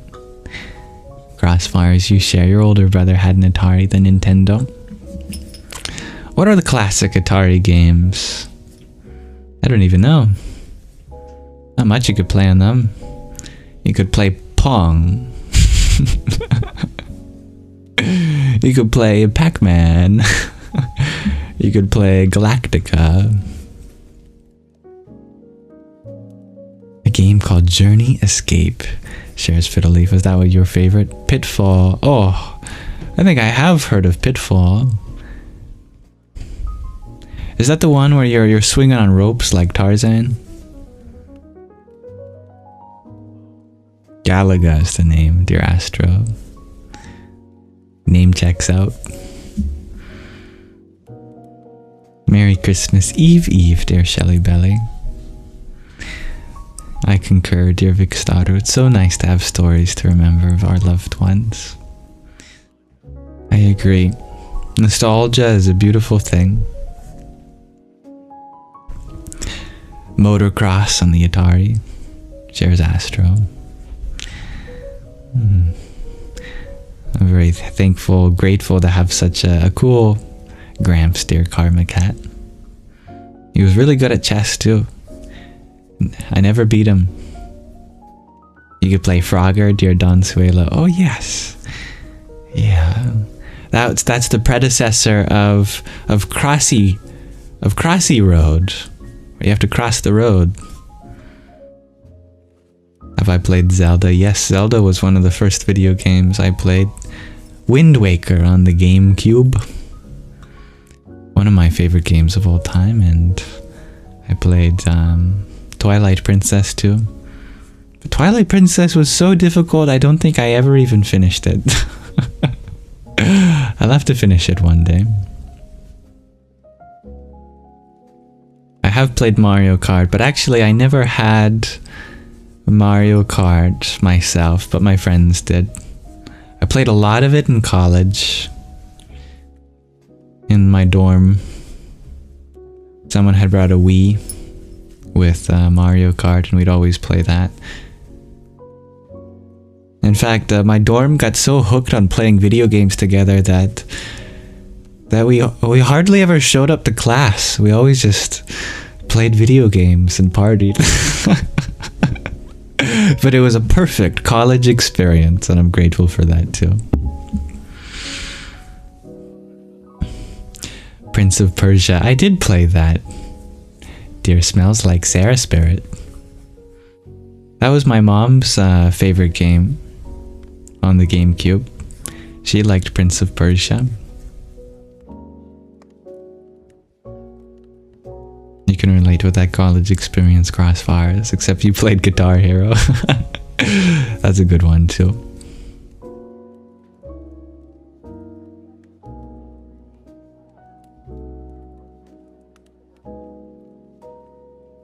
You loved Galaga, Shelly Belly. Dear Karma Cat, you ask, have I read The Headless Way by Douglas Harding or heard of The Headless Way? I think I have heard of it. I haven't read it though. You'll have to tell me more. Recently there was a storm and one of our Buddha statues had its head broken off. It's the second Buddha statue that we've had that the head broke off of. I was sharing a playful quip with my mom back and forth about what the symbolism was of the Buddha losing his head. I said it symbolizes his enlightenment, his ego death. And she said it symbolizes going beyond the body. I like that. I like both of those answers. That was Shankaracharya, dear Sky Guardian. He did it. He was very good at debating Buddhists. That's for sure. You know, some of the Vaishnavas believe that Adi Shankaracharya was secretly a Buddhist himself. Trying to dissuade people. You love that book, dear Karma Cat. Only under 100 pages, reminiscences of Zen and sages. I love that. But no, I was thinking of the story of this devotee of Shiva who really wanted to meet Shiva. Shiva is a form of the divine in India.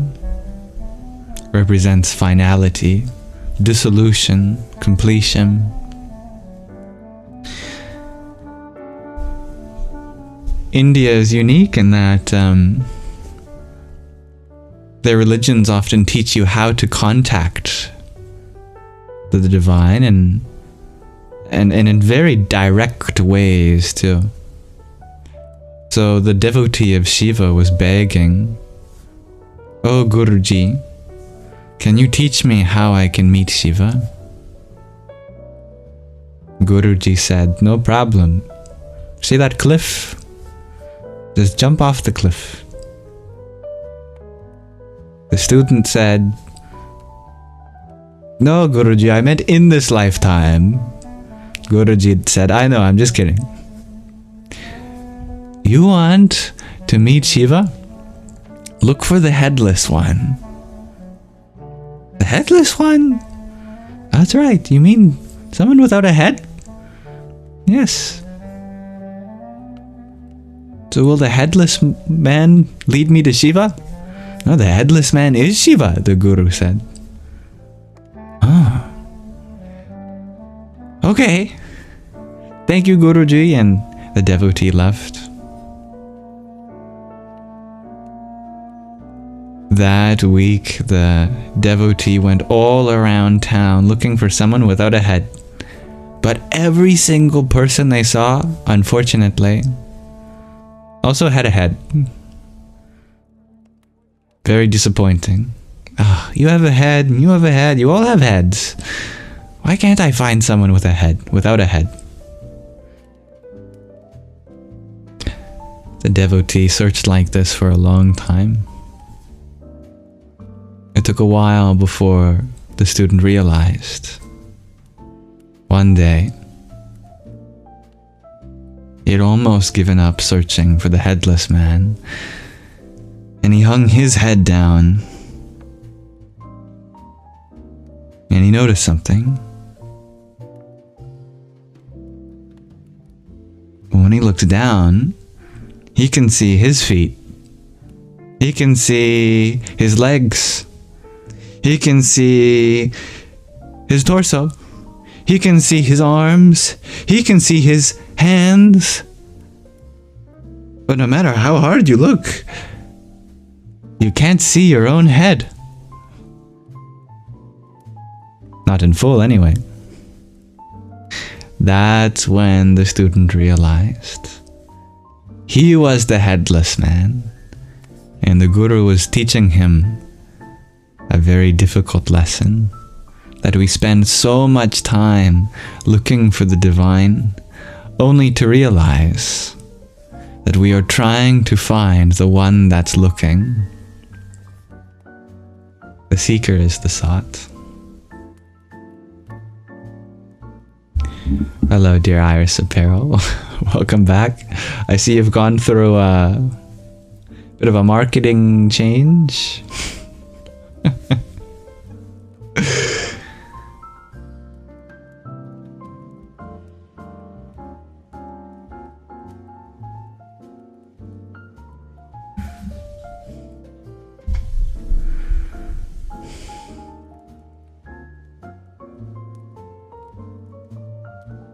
Dear Crossfires, you picked up a Shiva shell heart rock the other day. I guess you got it carried in your pocket or something. Of course. May Shiva always be with you.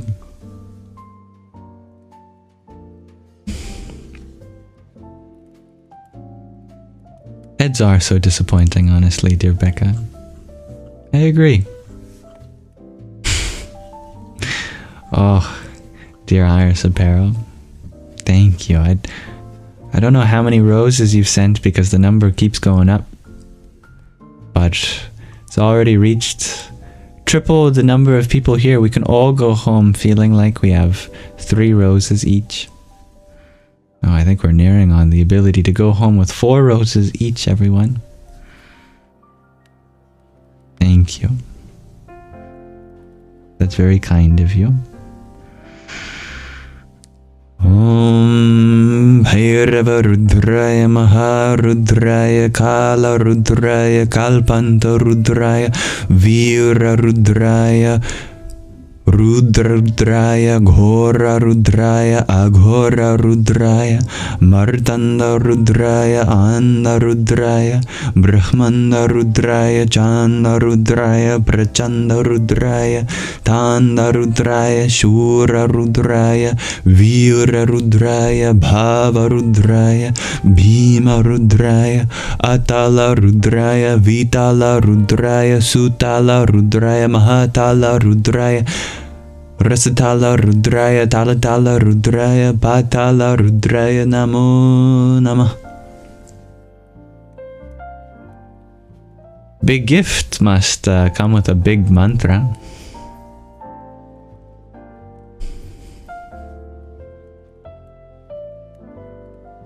You love Shiva so much, dear Stevie G.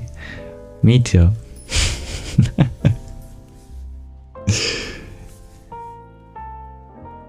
And Shiva is love itself. Shiva represents that in which all things dissolve into. Well, what fits that description better than love? May we all dissolve into love.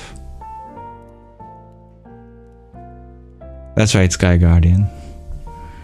The most expensive gift will have me chanting the entire Hanuman Chalisa.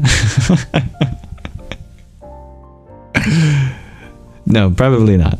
Well, maybe. I haven't decided.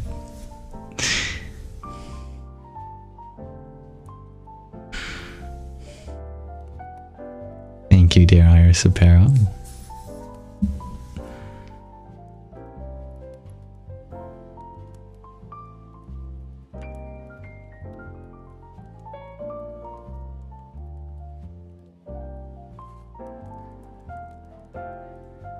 Dear Marcy, how are you?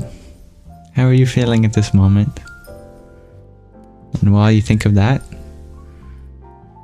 you love this music, Taylin. This music loves you.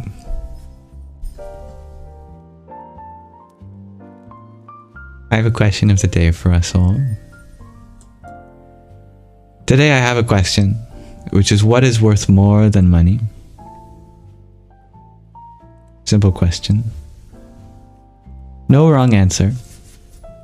I just love to hear from you all. Experiences, shares Iris. I love that.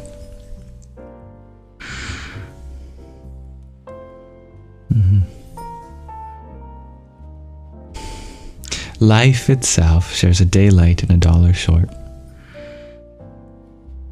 Nothing with a capital N, dear Myrna. The source of everything. Your sanity shares Smells Like Sarah Spirit. Your name is so funny. Time shares Crossfires. Oh, I love the diversity already. Health shares Linda Lovey. Sky Guardian shares nothing. Money is the most important. It can buy love too. Mwahaha. I think your mom was right. You are an Asura.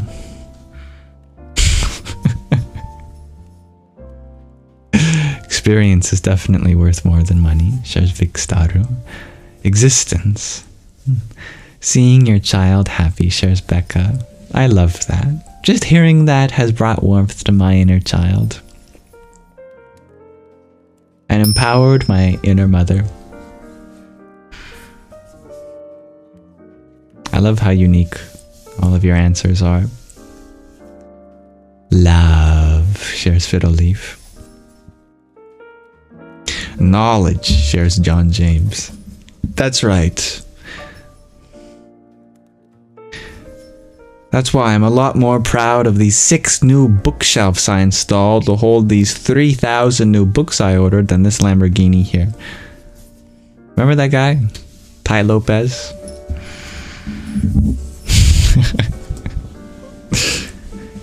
Thank you, dear Becca, for your quintet of roses. Radhe, Radhe. Dear Stevie G, you share Shiva, romance, love, health, awareness. Ah yes, my favorite acronym. SRLHA. Surla. Shiva, romance, love, health, awareness.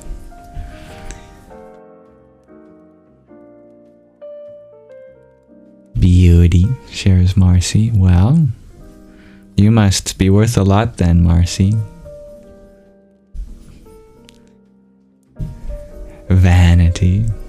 I like that. Enlightenment is worth more than money. That's a good answer, dear Sky Guardian. Physics and engineering. Oh, what a pragmatic answer, Ryan. I like that. You share your Elwyn puppy, dear Samra. You paid $1,200, but she is priceless. I love that. What a bargain. She is infinite. And yet you didn't have to pay infinite.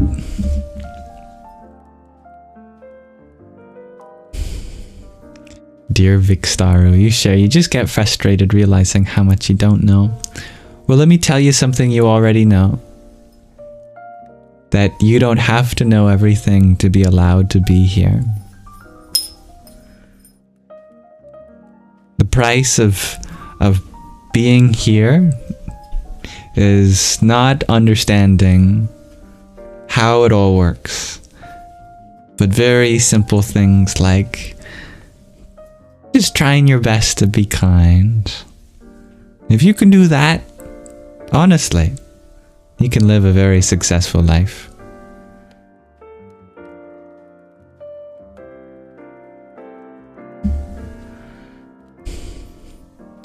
Clean air, shares Don Suela. I like that. Night night, dear Mary. Dear Chris, you share gifts of all skills and talents, and having all lovers with forever youth. Very poetic. Gold and land, shares Myrna. I see where you went with this question. Good things to invest in. Indeed.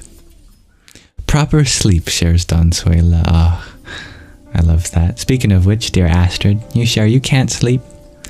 Well, that's okay, because we don't sleep.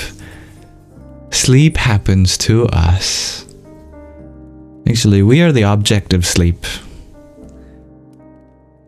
May the Sandman come, sprinkle some sand on you, and when the time is right, you will drift blissfully into your dreamland of choice.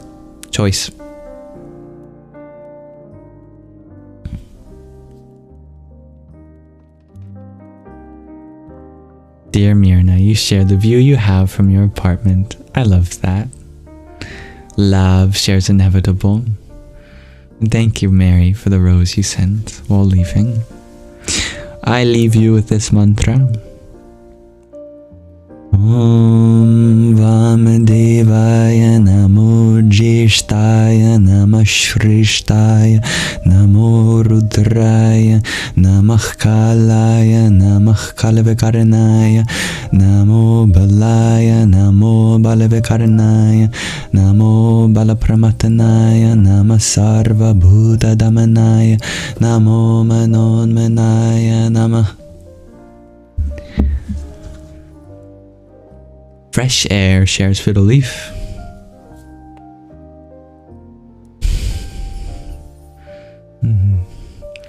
Don't you worry, even in the slightest, dear Astrid.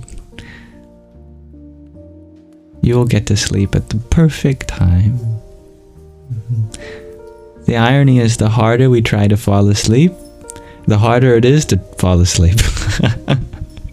And the more we stress about not falling asleep, the more stress we have that keeps us from being asleep. So, sometimes the best thing you can do to fall asleep is give up. Do something else and you'll get sleepy. Read a book, or watch something that makes you feel comfortable. One thing that I like to watch that makes me feel comfortable to fall asleep is someone who's really good at doing something that I'm not interested in. I don't know what it is, but if I fall asleep to someone who's really good at woodworking, even though I have no interest necessarily in woodworking myself, I'm just out like a baby. Or if I see someone who's really good at playing chess or playing Scrabble, that's the most recent one for me. Watching people who are really good at Scrabble. I have no interest in playing Scrabble. But it's like, something in the world which is successful is going on without me. That makes me comfortable enough to pass into sleep. Maybe it works for you too. Sometimes I like ASMR as well. Dear Jake, you share, your kids are worth more than money. And family. I like that. Myrna, you share the sun after rain. Beautiful. You love sleep too much, dear Day Late and a Dollar Short. Me too. I live in perfect balance because for 12 hours of the day, I'm out of my bed. And for the other 12 hours, I'm in my bed. 50-50. Thank you, dear Usha Priyaji, for your heart me and hearts and septet of roses. Om Dum Durgaya Namah. I'm glad you like that, Don Suela. Water, shares McFroggy. I like that. You're about to leave your body, Stevie G. No, you're about to let your body rest. Have a good night. That reminds me, it's time to do our ending meditation.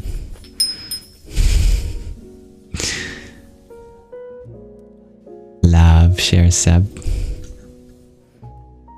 I love these answers. Your cat is calling upon you so much, dear Stevie G. I love that.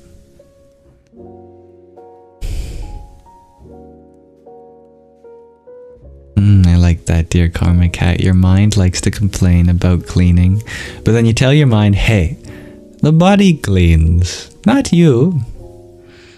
The mind loves to co-opt the body's experiences. That's a great observation. I like that a lot.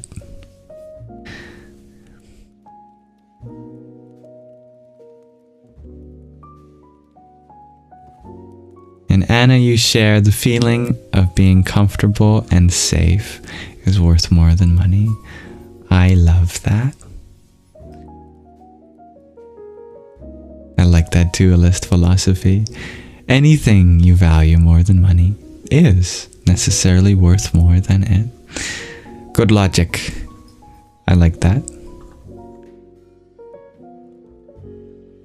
And breath is your answer. And your cats. And everything. Shares Karma Cat. Spoken like a true Karma Cat. Alright, I appreciate everyone as we explore this question of the day together. Peace of mind, adds Corey. Very true. A brave heart, shares Usha Priyaji. I love that as well. Much love, dear John James.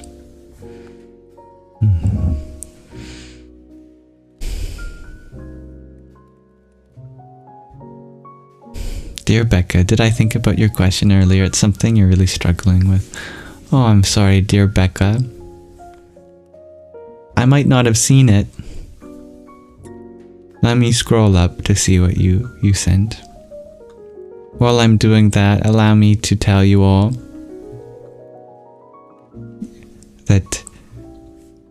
that you're all wrong. Just kidding. You're all right. But there's one answer that I want you to know most importantly. And that's you're worth more than money. And I don't think any of you said that. You are worth more than money, everyone.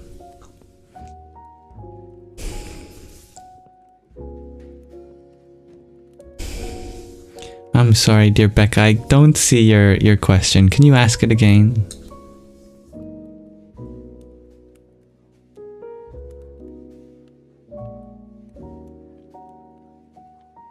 Hello, dear G.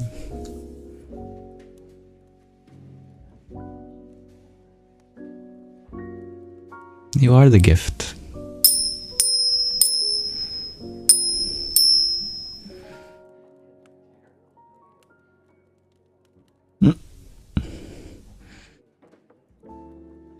I've never heard that, dear ASFD.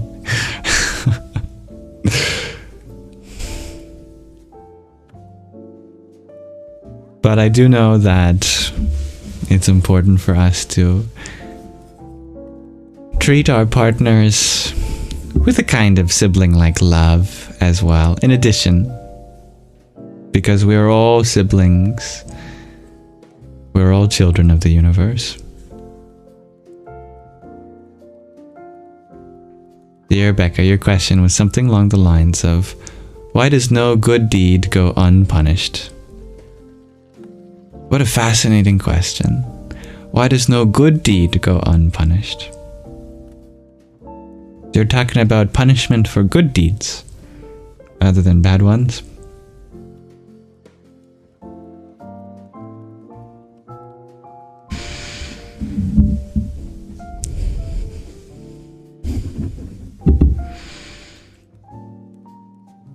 Well, if that is truly the question, yes. Anytime you help, you get something negative in return, it seems. I see what you mean. It's testing you to see if it's really a good deed. Because a good deed expects nothing in return. So if you do a good deed, sometimes the universe gives you love in return. Wonderful. Feel good? But the universe wants to make sure that you're being good for the sake of goodness, not out of what you get out of the deal. So, when the universe want to make sure that you're truly being good, sometimes it gives you a challenge afterward to test your goodness.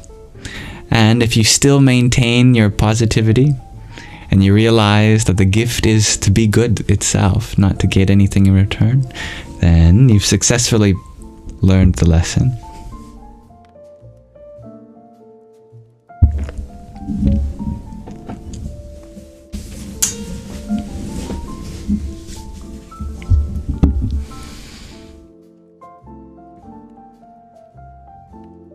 It is perhaps the most surprising thing about karma is that if you read an ancient source on karma, they tell you that the law of karma is that some of the effects of your actions are out of your control. You go, what? But I understood karma is that actions have consequences. And so if I experience a negative consequence, it must mean that I've done something negative. But the funny thing is that if we read the original sources on karma, like the Bhagavad Gita, it says the opposite. It says that you can do really, really good and you can do your best. And sometimes negative things happen. You can try your best and wash your hands and do everything and you still get sick. You can love someone all you want and they still don't heal. You can try your best to not get wet and you'll fall in a puddle. And so what karma is teaching us is to detach ourselves from the outcomes, that our true duty in life is never to gain anything in particular, not to avoid negative outcomes, not to favor positive outcomes. Your duty is only to do your best and fall in love with that. Fall in love with how good it feels to be kind, to be authentic, to be vulnerable, how good it feels to give. That's the greatest treasure of all.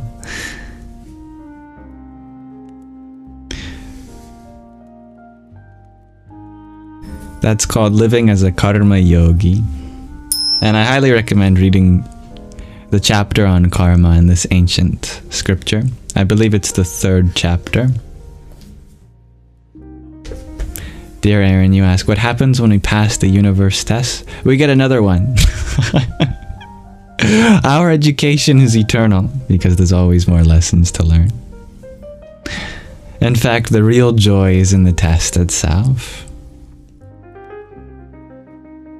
Once you get to a certain state of mind, every time a negative thing happens to you, you go, oh, I'm so happy right now, because that means the universe has given me another tool to deepen my selflessness and discover the gift of giving beyond attachment to outcome. For a true sage is delighted to be challenged.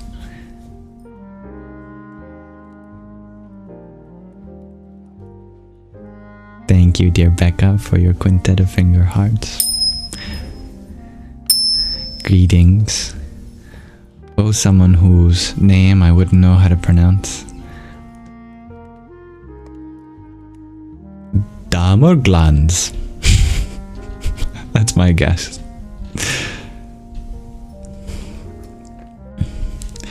That's okay, dear Blue Lily. Much love to you. May you have a wonderful night.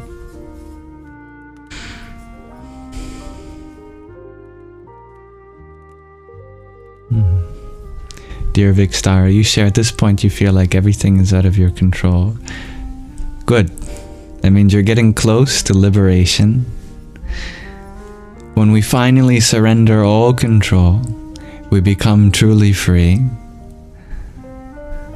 It's the most beautiful paradox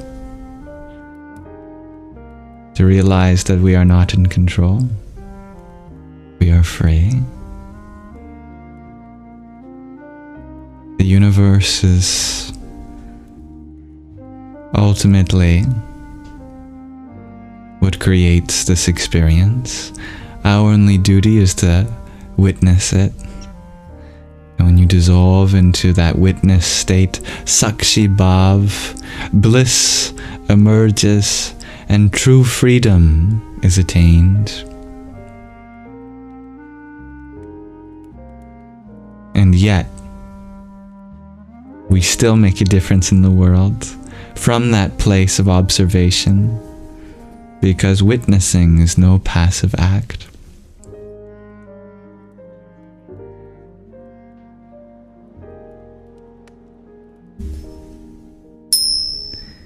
Let us delight in our challenges. Take refuge in the paradox.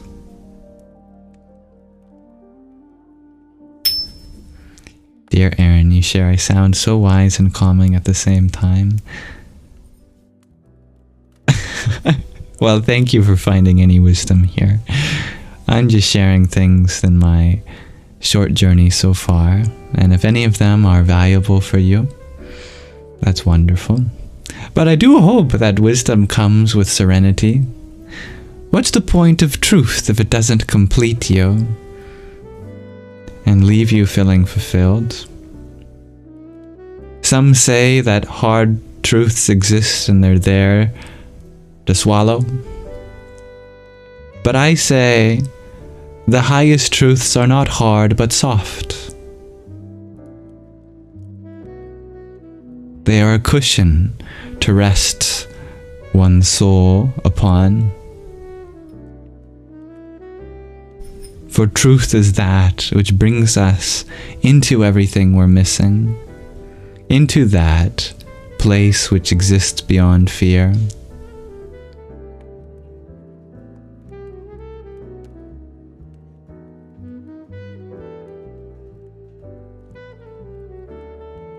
But sometimes you have to go out of your comfort zone to find that. And that's another paradox along the way. Hello, dear spiritual vibes. Thank you for your heart me. Om Pram Hanumate Namah. Dear G, you ask, does anyone have a gift they wish to get from Santa tomorrow? I almost misread that as, does anyone have a gift they wish to give to Santa tomorrow? And that makes me think, what does Santa want for Christmas? Is there a super Santa that delivers presents to Santa? What do I want to give Santa this year? I want to give him a kiss. On his rosy cheek. Put out the milk and cookies. Give him a nice hug. And say, you do so much work for us all, Santa.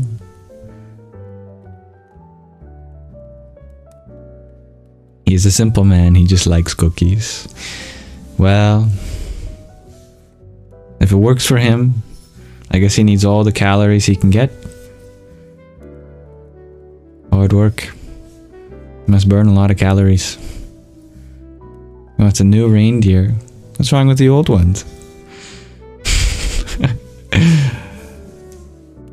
Did Rudolph's nose go out after it replaced the bulb?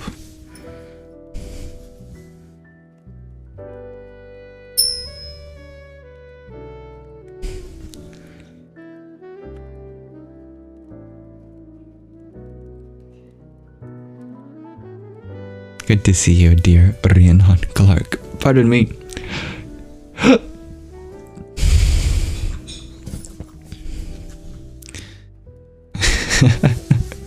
No, Santa is a karma yogi. It makes him happy to be able to give. The gift is being on the nice list. Puts a smile on his face when he sees good deeds.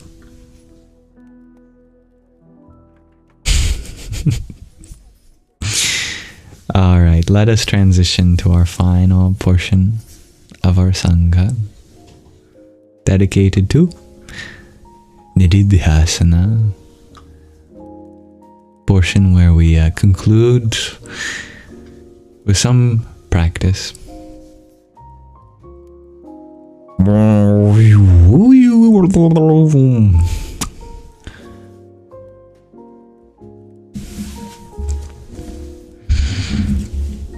Going through the wormhole, we have arrived.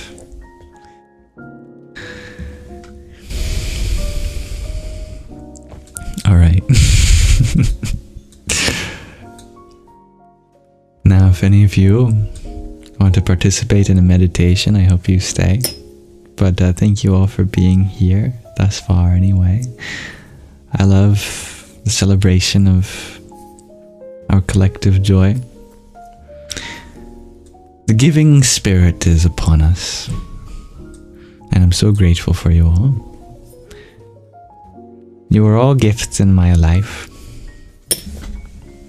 Thank you. Thank you for being you. And you're never expected to be here. Your gift is not one with expectations.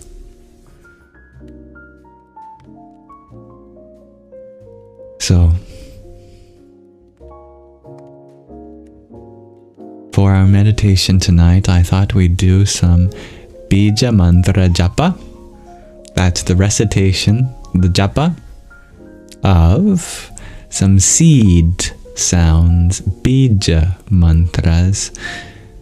You've probably all heard a variation of the pranava, which is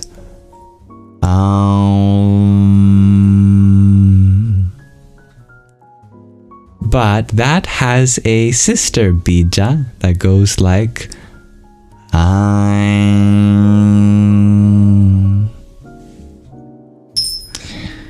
There's a beautiful symbolism in these sounds. You'll notice that they're the same except for their central vowel.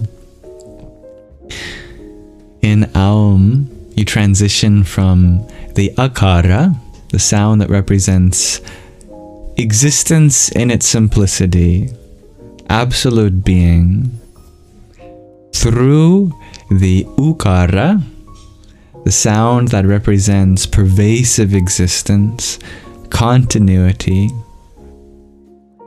finally into the anuswara, the nasalized sound that represents finality and return.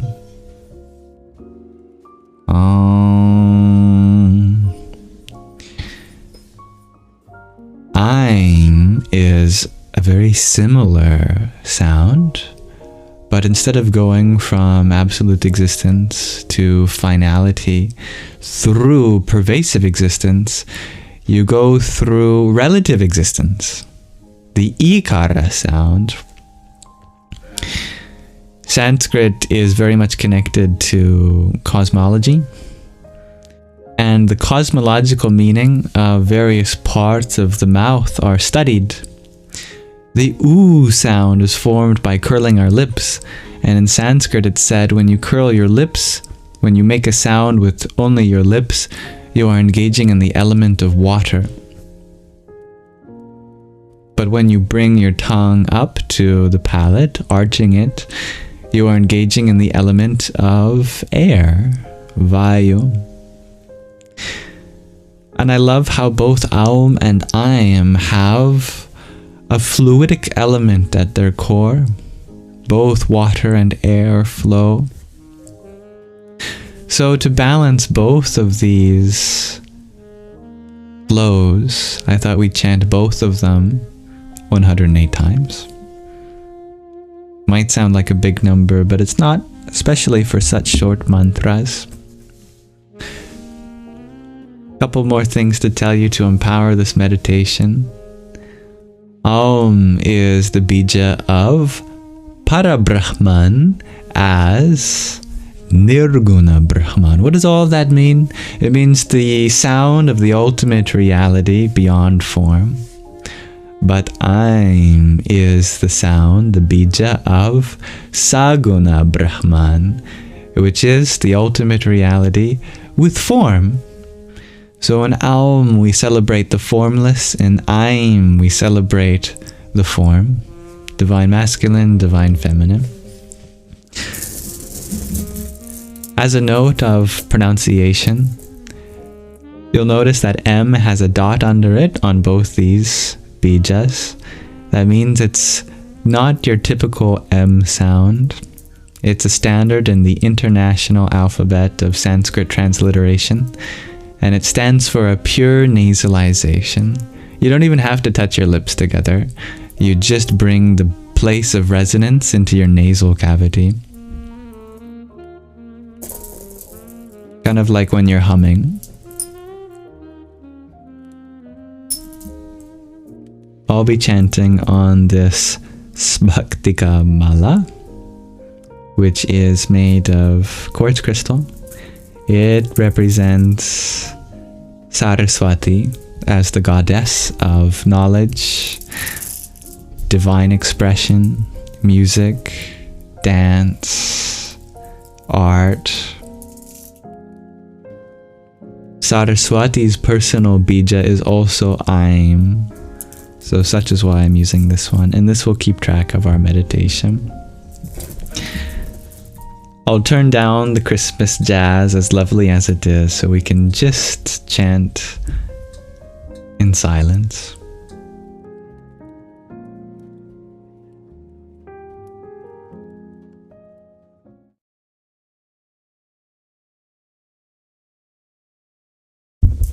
You can continue with me whenever it feels right.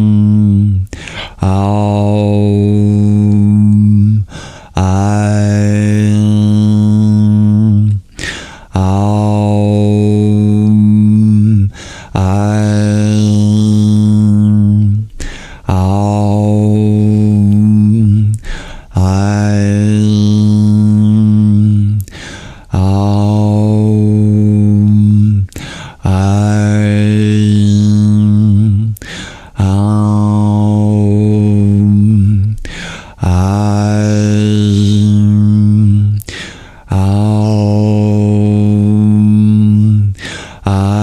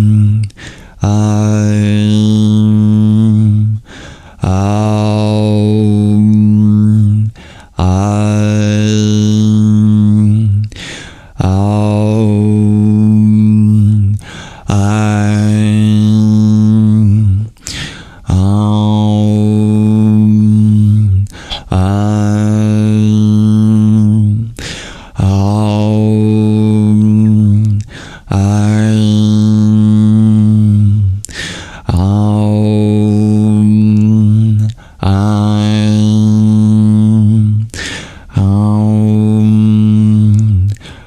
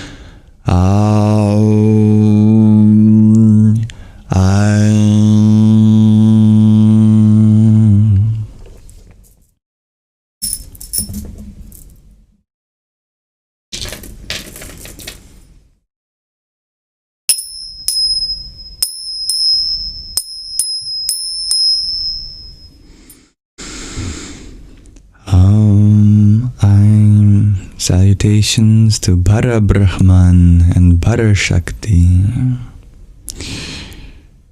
Divine masculine, divine feminine.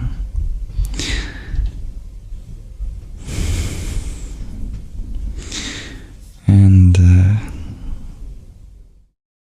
may this chanting have its benefits bestowed on you. And for next time, you may notice when chanting a Bija mantra that the overtones get higher, the harmonics. You play around with those in your own time. Very fun, very relaxing. Thank you for chanting or meditating along with me.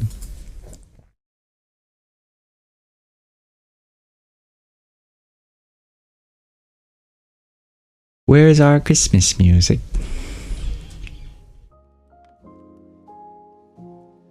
There it is. Alright, well that'll conclude our Nididhyasana, our final section of our live stream dedicated to putting it into practice. Thank you everyone for being here. I'm grateful for you.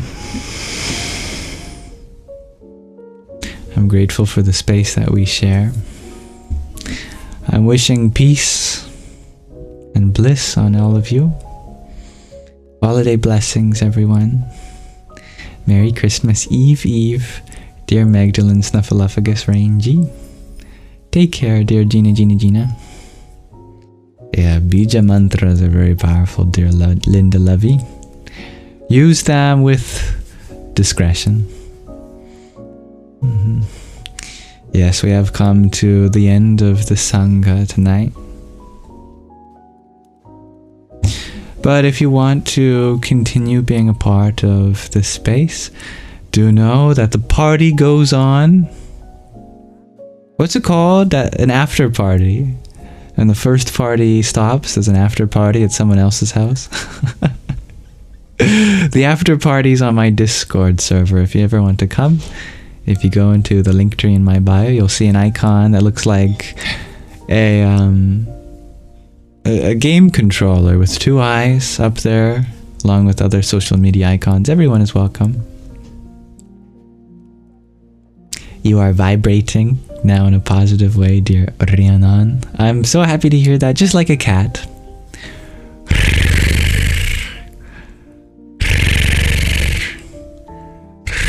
They're good at vibrating. That's called the prana.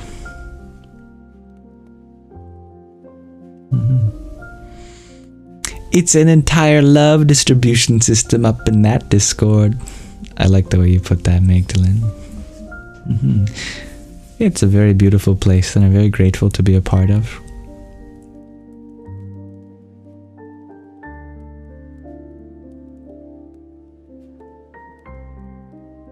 I'd be honored to have you there too.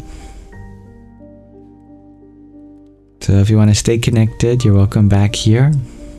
Also check out the Yamsox Lives YouTube channel where I upload all of these lives. And I don't monetize them, so you never have to worry about ads, mid-roll ads. You can fall asleep to them without a Tide commercial in the middle of your dreams. Thank you, dear Gina, for your trio of roses. Merry Christmas to you, dear Gina. Tenhau, thank you for your heart me. Hare Krishna.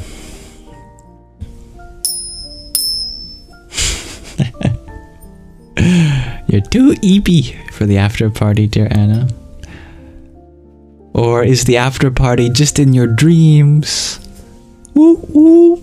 Party in Anna's dreams. Let's all go. Good holiday music to conclude, dear G. It's always the last song sung at Christmas Mass. Oh, how interesting. I didn't know that. Thank you to my lovely moderators for helping keep the peace.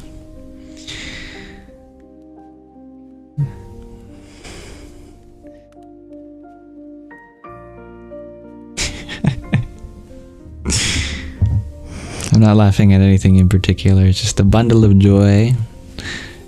Unbundling. EP time for you, dear Fiddle Leaf. Well, may you all have a wonderful rest of your night. If it's nighttime for you, or evening, afternoon, morning, may this live stream be an offering to the divinity within you.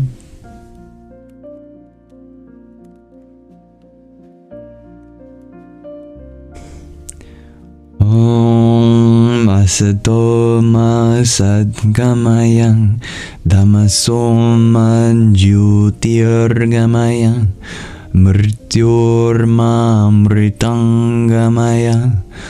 Om Shanti Shanti Shanti. May there be Or I'm not quite at that part of the translation. Om, lead us from darkness to the light. I'm not at that part yet either.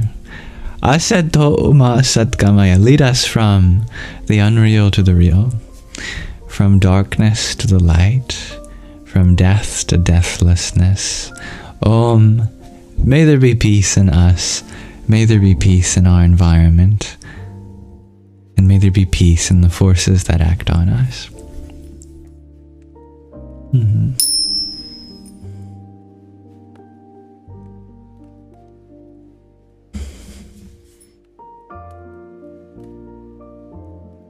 If you're struggling to get into the Discord, message me or someone else in there. I don't message on TikTok, just to let you know, but any other platform, you can message me there and I can help try to troubleshoot. Let us all continue to offer our light within, cultivate our inner peace, and share love. May you have a wonderful rest of your present moment. Namaste.